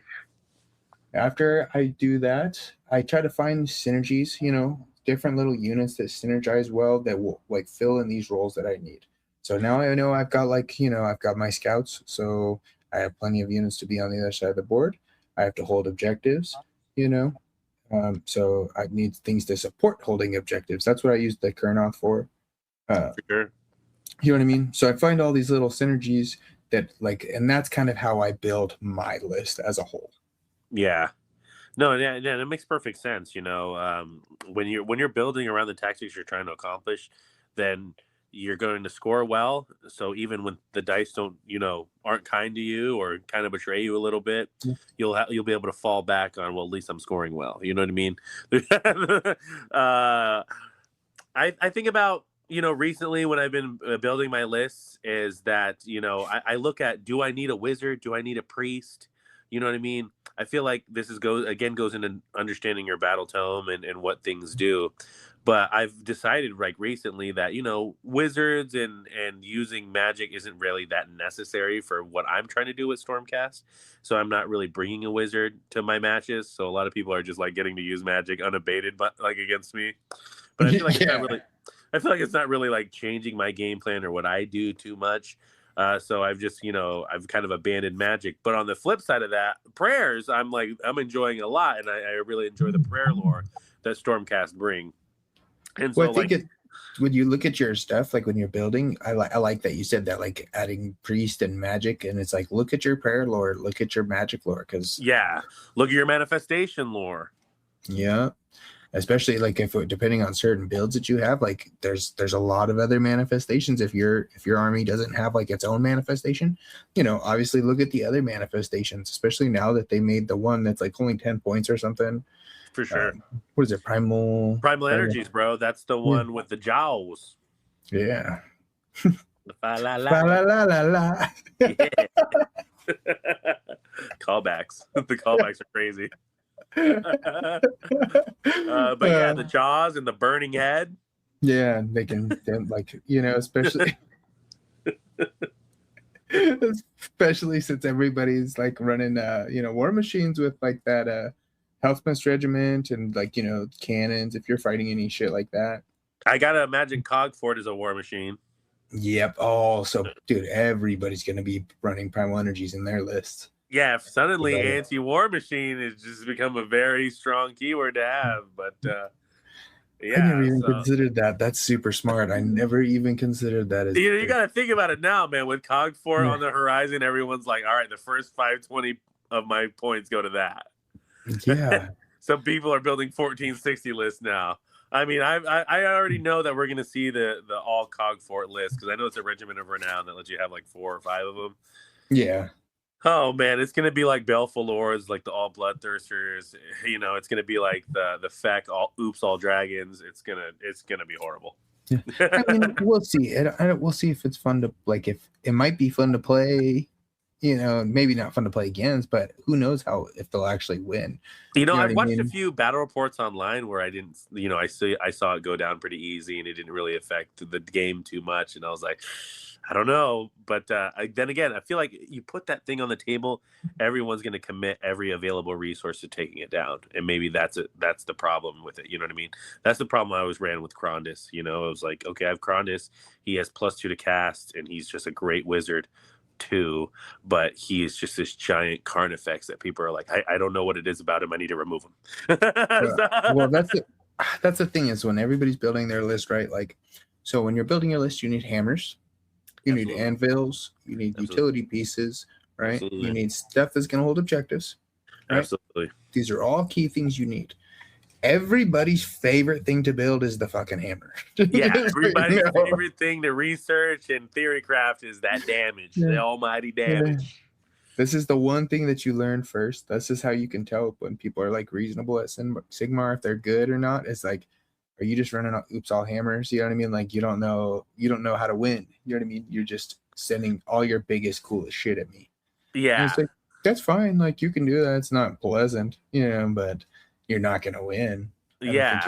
You're going to have a hard time getting points unless you're like your battle tactics are to kill everything. And I mean, that's, I think, another thing when you're building your list is like, make sure you've got your game plan, make sure you've got your job, because your battle tactic could be kill everything. You know what I mean? Master and intercept is kill everything. Yeah. So you better be aggressive. Yeah. And, I know there's a lot of lists that are built towards that. Like, I'm just going to go from this spot, kill this spot, kill that, this spot, kill that. And then there's very little you can do to stop that from going on unless you can get away reliably and quickly enough. And there's so many movement shenanigans that are even just in the core rules, redeploys, automatic runs, things like this that you can't account for when you're building your list.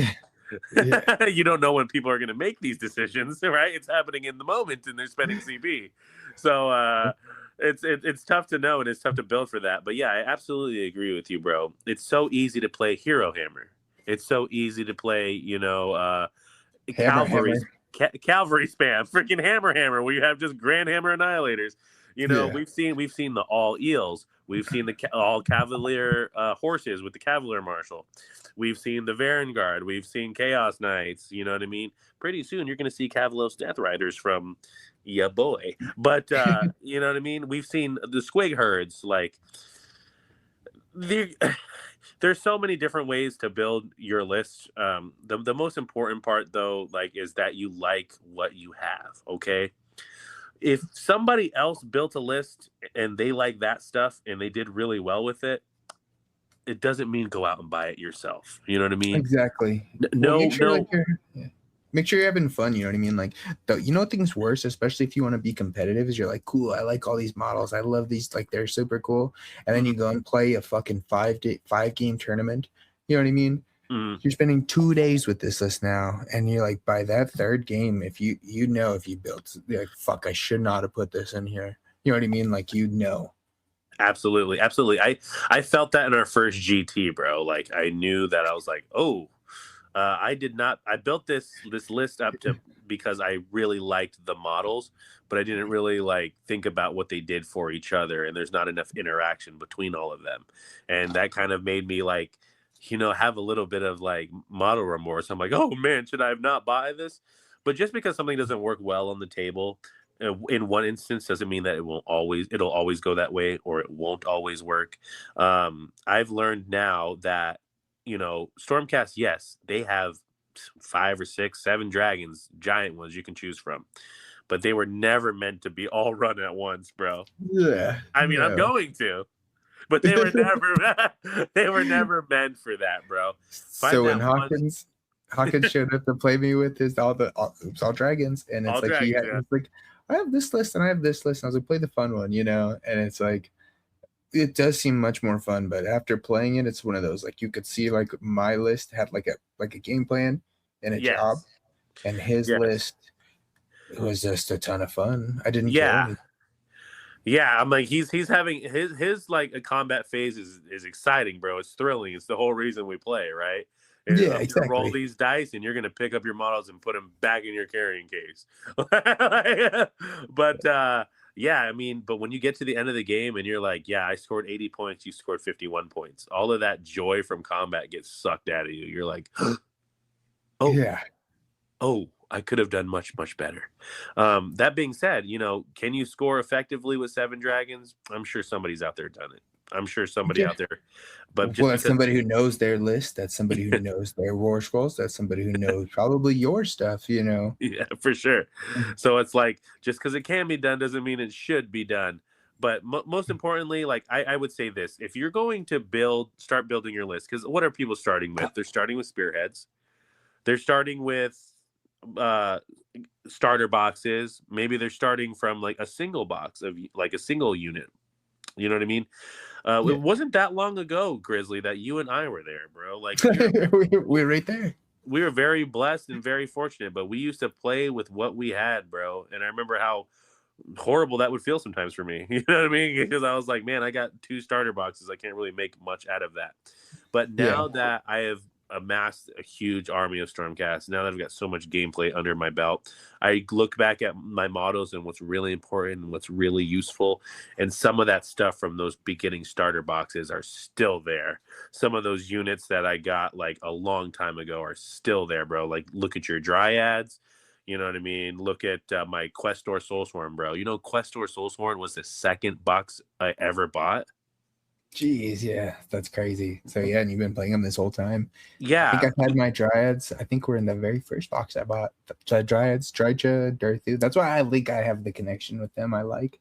Well, because remember, like Warcry was a thing once upon a time, and I didn't know if I was gonna play that game mode or even try it out. And then I just saw the Questor Soulsworn like there, and there was a Warcry band. So I was like, oh well, I'm gonna buy the models just in case I ever use them in that game mode. And then 4th edition came out, and they got a really good War Scroll in 4th edition, and I didn't know that was about to happen. So I was just like, oh shoot, that really, really worked out for me. And they're a really meta unit, and they've been something I've used in almost every list that I've ever played against you, and in the competitive scene. They're just such a good unit. And so like when you know there's a unit that you can really bank and count on, it just makes list building so much better. You're like, no matter what, this is going to be in that list. I've been on you about it. For you, it's Drycha. Like, that's going to be in the list. Like, start building around that. So whether you got a Battle Force box with Marathi in it, shouts out to Allie, and you know exactly who you're going to build around. Or whether like me, you started off with the Skaventide box, and you've got your little guy on a Gryphstalker, the Lord Vigilant on a Gryphstalker. You can build around him, bro. He gives you a double fight, and to all the ruination all the keyword ruination units. So you can really build around that. You're like, okay, what do I have that if it fought twice, it would absolutely destroy what it's going into? And so it's easy to take what you have and start there and build around those synergies. Okay. Don't go out there and buy, 5 units of Twist Welds. You know what I mean? It worked well for that one guy. Okay. Don't go out there and buy 6 Feck Dragons. Okay. It works well for some people, but it's not going to work well for everybody. And it's just too, expensive and too much of a meme. You know what I mean? You need to decide which hero do I really like the look of? Okay, and now what unit in this army really supports that hero and keeps him around? Because what I found in Warhammer is the really big key units, it's not obvious where to have them during deployment.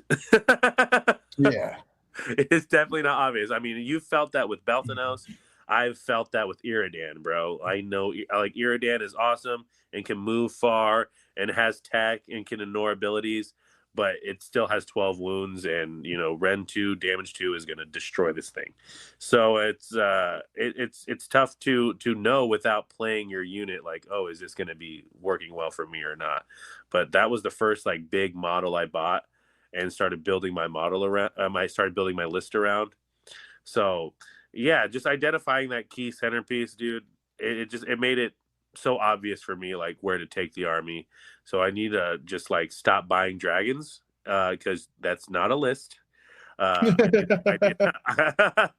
need to start thinking about, okay, I have X amount of screens to protect X amount of hammers to ensure that X amount of heroes can do what they need to do so that all of those things can be successful.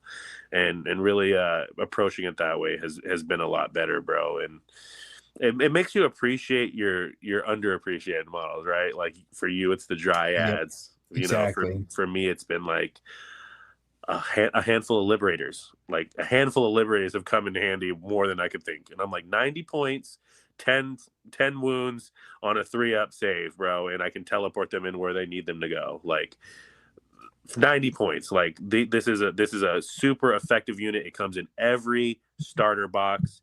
You know what I'm saying? It comes in little free blister packs when you buy a magazine. Like everybody has 5 liberators somewhere, and you can use those 5 liberators in your army, and it will be effective. Well, that's the thing, is like making sure that you like just get games in and like learn the stuff. Is like I try not to change my list too much when I'm first learning, because I really want to learn the war scroll. You know, one game is not going to tell you everything.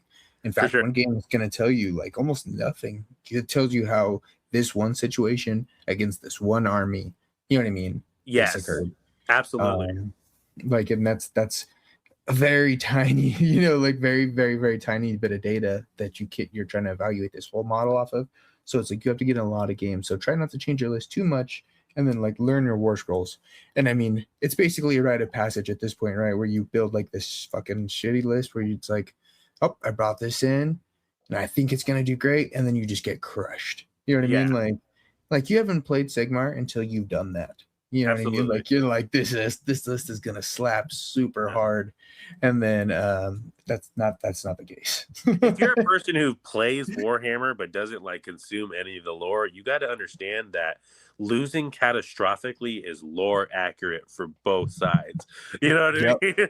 Yeah, exactly. There's been so many times where I read something thinking like, oh, the Stormcast are about to kick ass, and for the first like 60 pages they're just getting destroyed, and I'm like, what? This is our book. But you know, you get to the back end of the book and you realize, okay, there's triumph here, and there's going to be triumph in your gameplay and your list building. The whole narrative of the story is that like Sigmar made the Stormcast to fight the evil because everybody was getting fucked up. Yes, absolutely. I mean? So it's the whole point is they were always losing. We've covered this in our lore section, man. Like we're like, chaos was spanking the mortal realms to like to the brink, right? And this game will spank you to the brink, and you'll think after a big loss that it's my list's fault.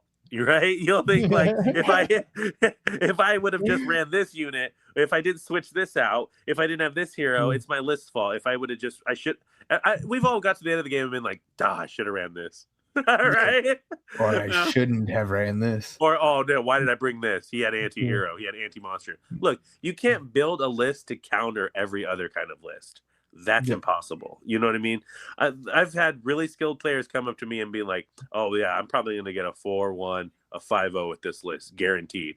And to the GT, I'm like, hey, did you get what you expected? They're like, no, because this or this happened. And I'm like, man, so if he's feeling that way, like you can't predict everything. So play your game well. It's like what you explained earlier, like you know your tactics, you know your units, and what you need to get those things done. So no matter what somebody presents on the opposite side of the table, you're prepared to at least make an attempt at what you need to accomplish. Whereas if you're playing to try to counter what everybody does, you're never going to get comfortable in with what you have, because you're going to have to keep changing it, because you're going to encounter that thing that counters your unit. You know what I mean? Anti-cavalry +1 rend, you know, anti-charge +1 rend. You know, like saying if you get shot, you can only run 1 dice on the charge. These are things that you couldn't have prepared for. You know what I mean? Yeah. So, you know, Marathi runs up on you and gives you 3 debuffs right away. Like, these are things you can't game plan for entirely. Like, these are just aspects of the game designed to shake things up, and what keeps this thing unpredictable and fresh. Well, there's a real popular saying by Mike Tyson is everybody's got a plan until they get punched in the face. Right, yeah, bro. So it's just like, oh yeah, I'm gonna do this. You're like, oh, I think this Ionis says no. Right. I don't think you are gonna do that. And it's just like, you want to make sure you build your list so that when those moments happen, you don't fall apart. I used to like stop people in their tracks before they ruin stuff, and I'd be like, hey, before you roll that, let me see if I ignore it just to save you time. Yeah. But now I'm the opposite. now I let them give me everything, even roll the D3 out, and I'll be like, all right, let me see if I ignore that. So, and again, they couldn't have prepared to be like, oh yeah, I knew he was going to use Stormcast, and I knew he was going to use the exact units that ignore things. Like, I knew he was just going to ignore half my stuff. Yeah. There's no preparing for that stuff. So like, do what your army does well. Do they move well? Do they fight well? Do they set up board presence well? You know what I mean? Yeah, and try not to like bank too much on like this one little gimmick. Yeah, have a fallback plan, bro. You know what I mean? I mean, the fallback plan is always kill as many of your units as I can before assured loss. But you know what I mean? If I can't get my tactics, I know your fallback plan is if I can't get my tactics, kill Belthanos. Yeah. I'm like, well, if there's anything I can do this turn, I can wipe a unit that you love. I know what I can do. I can kill Belthanos. You're like, no, don't do that. And I'm like, all out attack. Yeah, bro. So, you know, and you and I would play each other so much. Sometimes when I'm list building, I'm like, well, I already know Robert's gonna bring this, so I better bring that. Like, don't be that way, okay? Like, not a good way to play. Yeah, play your game well. You know, when you have casual games and you kind of know what you're up against, you know, you can sort of prepare. But there's been so many times where I thought I was quote unquote countering Robert's army, and his just tactics and his gameplay just like muffed up everything that was happening in my mind. There's been so many times where like Robert was sure I was going to act a certain way. He was sure I was going to charge in. He was sure that I was going to initiate combat or go first. I'll pass the turn off to him. I'll deploy way back. He'll be like, wait a second, this isn't the Jesse I know. What's different? What are you doing? What are you doing? What are you doing? He's like, no, I'm not going to move forward. And we're like, what? Yeah, I'm just going to set these giants here, and that's it. Your turn again. And I'm like, all right. I got to come forward. Now you got to make the choice. Yeah, bro. So, yeah, I feel like now where we are for list making, bro, is we're being a little bit more sensible, bro. We're not just putting in 7 dragons. We're not just putting in 5 tree lords. You know I mean? Exactly. It's easy. It's an easy list. It's an easy list to play, I'll say. For sure. But yeah, no, it's not very sensible. All right. Now that we've probably convinced half the listeners to immediately go and review all your list, I think it's time for some reckless reactions. Oh yeah. All right, Jesse, you already know what it is. First questions first.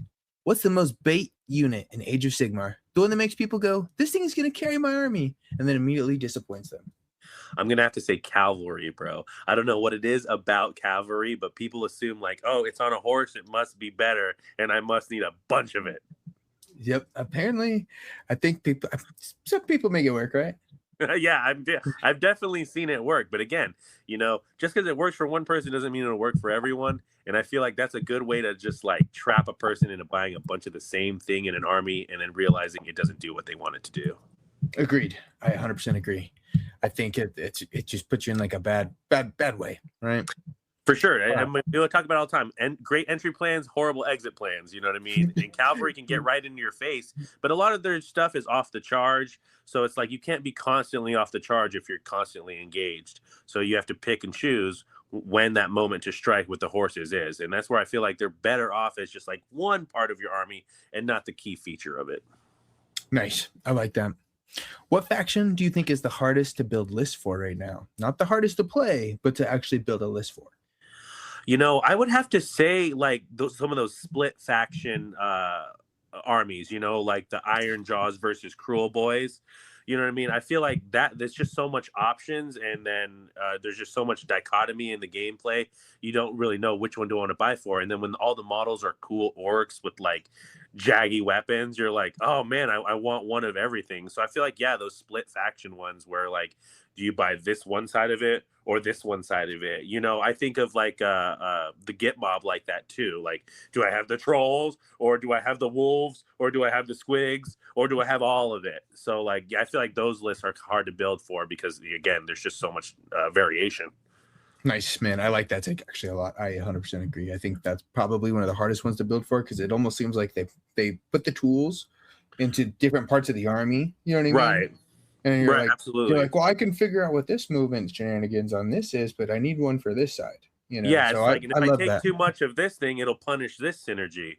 And it's just it feels like it's a lot of give and take to mix the units. It kind of forces you to use. All right, are you using squigs or are you using trolls or are you using wolves? When I put this question on here, I was excited to hear your response for that one. I was like, oh, this is gonna be a good one. Yeah, for sure. What do you think the greediest thing somebody can do while they're list building? Man, I'm sorry if I'm calling anybody out right now, though. Is just like buying 4 cog forts, but buying 5 bloodthirsters. You know what I'm saying? Buying 6 feck dragons. You know what I'm saying? Buying every stormcast dragon. all right. These are things, you know what I mean, that like, you know what I mean, do you really want to spend $1,500 on the same model 5 times? Like, no, come on. Yeah, like I know I shouldn't, but I'm going to. All right, would you rather have a perfectly optimized tournament list or an army full of your favorite models? Army full of my favorite models. Yeah. And I'm going to say why. Because usually my favorite models are ones that I've built, that I've painted, that I'm invested into. And I'm going to enjoy looking at that. I'm going to enjoy playing with that. Whereas an optimized list is going to be something that I've watched on YouTube get played a bunch of times. It's going to be something that I've played a bunch of times. It's going to be something that people are going to expect and probably prepare for. So though I like an optimized tournament list, it's a time and place thing. And I like Agreed. that every once in a while, but I like playing just kitchen tabletop Warhammer, like you explained earlier. Just let's be silly, let's be funny. We talked about it, bro. Remember the time we did a 2,500 point game? Like, we'll never get a 2,500 point game at a tournament, but like just the two of us, bro. Like it was so much fun because we were both like agonizing. We were talking about list building this episode. We were agonizing. We were like, oh man, if only I had 40 more points. And we were like, well, do you want to just do 2,500? And we're just like, oh, I just wanted 40, but you're gonna give me freaking 500 points more. I'm so excited. Yeah, it increases the excitement factor. I know some people don't like playing past 2,000. They want to play the game the way it was meant to play, bro. But I know one day you and I were doing 3,000. Yeah, we got to do a big 3,000. It's going to be all the centerpiece models. Yeah. And when it's a 3,000 point game, is it going to be a tournament optimized list or is it going to be the shit we like? It's going to be the fun stuff, bro. Yeah. You know see? I mean? So that's how I know ultimately that's what I prefer. I love that. I love that answer. I 100% feel that. Especially when we got 3,000 points and it's like, you're playing Sylvaneth and it's like, why's the boat over there? You're like, because I had 500 points for a regiment of renown. I'm like, my rats wanted to bring Scarbrand. Yeah, you're like, you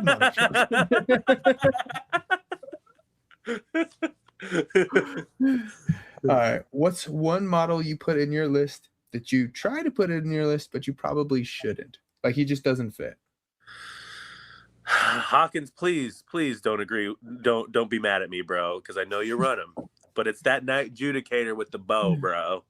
Okay, his little Griff Hounds go off at 12 inches. I really think it should go off at 18. Just because I feel like it should match his shooting threat. Like, why would I come up within 12 of you? That's leaving me exposed to get charged by you, and he doesn't hold up well in combat. So his what he's really good at is doing about 4 to 6 damage at range, And I feel like that's not quite what I need him to do. And it's terrible because I just painted him so beautifully after my lesson with Blake, and he matched all the other like bow units, and I wanted to just have him in the army. And maybe Hawkins can show me what I'm doing wrong, or dissuade me otherwise. But yeah, that Knight Judicator, man, he's again one of the early ones, bro. I think that's like one of my 4th or 5th boxes buying, bro, because when you're first starting, you're not looking at the $200 boxes. You're not looking at the $160 boxes. You're looking at like the $40, the $60 boxes. And the Knight Judicator was right in that like department. So yeah, that's one that I'm not going to try to make it work anymore. Hawkins, give up. Hawkins, you're going to have to show me something that I'm not seeing, but for now he's going away. I don't blame you. I think you've invested the points wisely.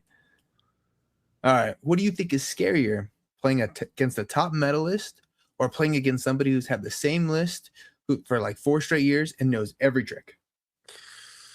Oh man, we're talking about like a competitive player with a new list, but they're just a competitive, sweaty player versus somebody who's just been dedicated to the same thing for years. Definitely the latter. Somebody who has an intimate knowledge of their army is always going to be better than somebody playing a meta list. It takes a long time to really understand the feel of your army, if that makes any sense. I knew how the Stormcast played in theory, and I looked at a lot of the quote-unquote meta lists when I first started the hobby, and I've even run some of those meta lists, and it didn't really like play the way I wanted. It didn't make me feel the way I wanted to feel while playing the game. So while I respected the meta lists and what they were bringing to the table, I decided like, no, I'm going to do my own thing. You know what I mean? You're like, well, I know how to play my stuff. You know what I mean? And so, and once I did that, things started going better for me. You know what I mean?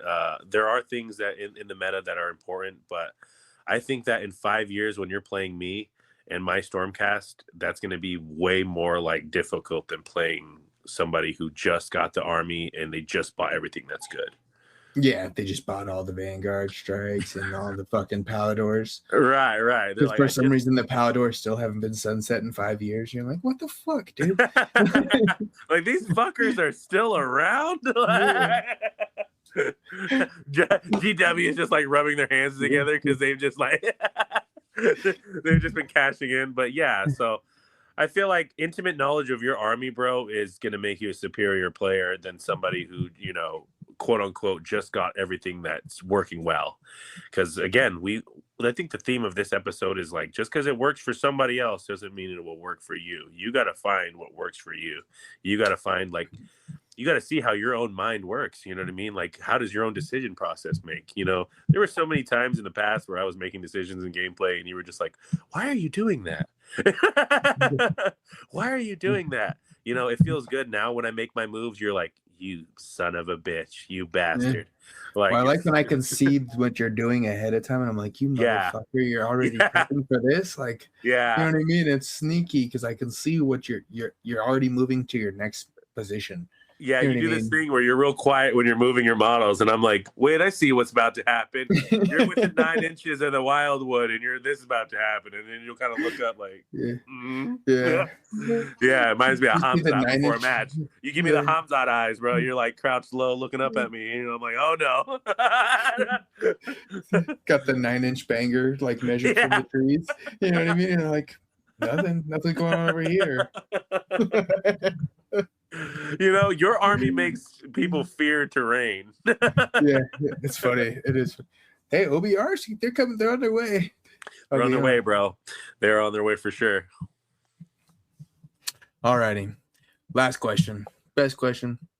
What is the worst list you've ever made that you thought was going to be like, it can't just be like, oh, I had bad units. What's one you thought was going to be sick and you're like, oh, this is going to be dope. And then you got dumpstered and you're like, fuck, this is trash. So I thought 2 reinforced units of prosecutors was the way to victory.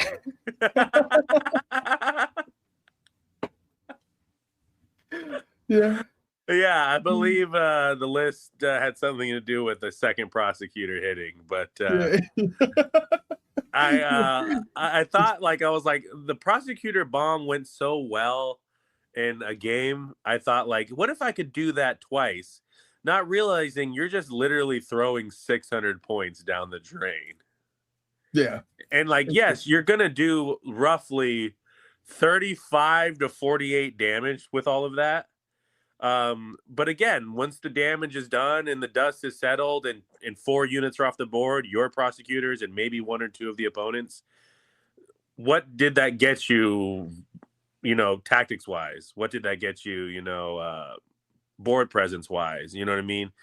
Exactly. It didn't seem like throwing 600 points away in the first 2 turns was the move. And that's where I started building my list, more towards longevity and not so much here and now in the first 2 rounds. But yeah, I tried to make double prosecutors work. It didn't work. 2 reinforced units didn't work. If somebody out there, one of our listeners has, run more than 1 unit of reinforced prosecutors and had a lot of success, I want to see that list. You know what I mean? Get in our Discord, get in our comments. I want to see that list because, yeah, dude, I have a lot of prosecutors. I bought into prosecutors thinking that this was the way, and this is what we're trying to, caution our listeners on. You know what I mean? My prosecutors almost popped Vordry in a GT, right? And that got me so high on them that I was like, oh, if only I had 1 more unit. You know what I mean? One more prosecutor, I'll be fine. $120 in prosecutors only to play the list once is not the way to go. All right. So yeah, I want to, just once for reckless reactions, I want to flip that over on you. What's a list you ran that you're like, this wasn't the way? I had a bunch of dryads. So when we first when I started switching back into the dryads, the big thing I learned is, so I had a bunch of dryads and I had 3 units of dryads, which, I mean, cool. Like, you're never going to kill these things. And it's like, bro, one of them just sat there I had 2 of them just sitting together the whole time and like did nothing. You know what I mean? It was just like, it was just there, but doing nothing, not serving a purpose. Exactly that. And then I had another set of like Spite Revenants, the other Revenants, I forget the other tree Revenants. When they were in the game, like half the time we would play, I forgot they were even in that list. You know what I mean? I like hid them in spots and I totally forgot I had them there. I remember one time we packed up all of our shit and you're like, hey bro, your bottles are in that building. I was like, oh fuck. I forgot these were even in my list. You know what I mean? I totally forgot because they did nothing. I remember one time when I was spamming Liberators, I just had 5 like on the point in the ruins. And it was like one of those points where it's like there was pairs of it, so you didn't need to have that one. And so like at the end of the game, I was like, oh crap, these Liberators literally never moved. Like they dropped from Azir and never moved. And just he's stayed like, there. This is crazy, yeah. But yeah, that's hilarious, dude. Yeah, so what a great topic, bro. What a great podcast, bro. Like list building, dude. I feel like I want to go build a list right now. Man, this has been one of the funnest parts of the hobby, though, because no matter how much experience you get, every AoS player will still eventually end up staring at the app at like 1 a.m. going, what if I removed all my screens and added another monster instead? It's a lot of fun. So I enjoy building lists. I think this was a super fun topic. You brought it up randomly, and I was like, oh, that was dude, good call for the episode. Mm-hmm. Yeah, for sure. I think anyone can relate with the topic. You know what I mean? If you've been in this hobby at all, you've built a list. Whether you were good at it or not is on you and on your on your success rate. But we've all done it. It's all something we're trying to master. I don't think that there's ever a point where you can get to where you're like, oh, I'm an expert list builder and I've never built a flawed list. Somebody will exploit that flaw. Like there's too much variation in the game. There's too much in the moment decisions that you cannot prepare for. I know I covered that earlier in the episode, but you just cannot prepare for a mindset of a whole nother player. And that's what keeps this so unpredictable. It's what keeps it fun. So, I'm hoping that this episode like helps you avoid some traps, helps you avoid some bad tendencies, some bad purchases, especially. But yeah, such a good topic. One of my favorites, bro. I know it's one we'll revisit in the future as well. Yeah, I mean, hopefully that this episode helps people learn. you know, and you can get like, you'll learn like you don't maybe need to just cram all the best war scrolls, you know, into Yeah. your list. Like, I get it, man, but you want to have a plan, you want to understand your army, and then build something that actually fits how you want to play. Mhm. You know what I mean?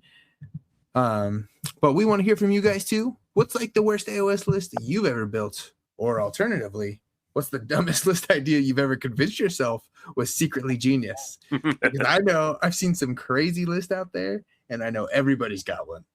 Oh, absolutely. But before we close this thing out, man, shout outs time. So huge shout outs to everybody grinding games with us, building lists, painting armies, helping us keep the AoS community awesome. Also want to give a big shout out to all the people running absolute nonsense lists full of confidence. You are the backbone of this hobby. Jesse, you got any shout outs, man? Yeah, I've got a special shout out for this Memorial Day weekend to my opponent who ran the Big Wah mixed Oryx war tribes. His name was Tanner. His YouTube is Lil Papa OG, all capitalized, LILPAPAOG. Tanner is a veteran of the Marine Corps, and he's coming back to Age of Sigmar after doing the original General's Handbook. He's getting into Scourge Egg Iran right before it changes. The best time to get on. But he's ready to be back to playing Sigmar. He just sent me a list on Discord. He's adding some more Bolt Boys. He's added some Weird Boy Rekkas. He's understanding. I think that this podcast is going to help him grow his list. Can't wait to play the new changes. So yeah, again, big special shout out to Tanner, veteran Age of Sigmar player, Iron Jaws and Cruel Boys representer. You are a gem, and it was great to play with you over there at Hobby Forge. Yep, big shout out to you, Tanner, man. We definitely need more destruction in our meta. So whenever I hear Iron Jaws, any of those guys, like I'm always like, yeah, let's fucking go. Yeah. Big shout out to the veterans. You know, my mom's a veteran. Shout out to you, Mom. We appreciate your service. We appreciate what you do for this country. We appreciate that you're wargaming, because now that you've done it in real life, it's time to do it on the tabletop. Yeah.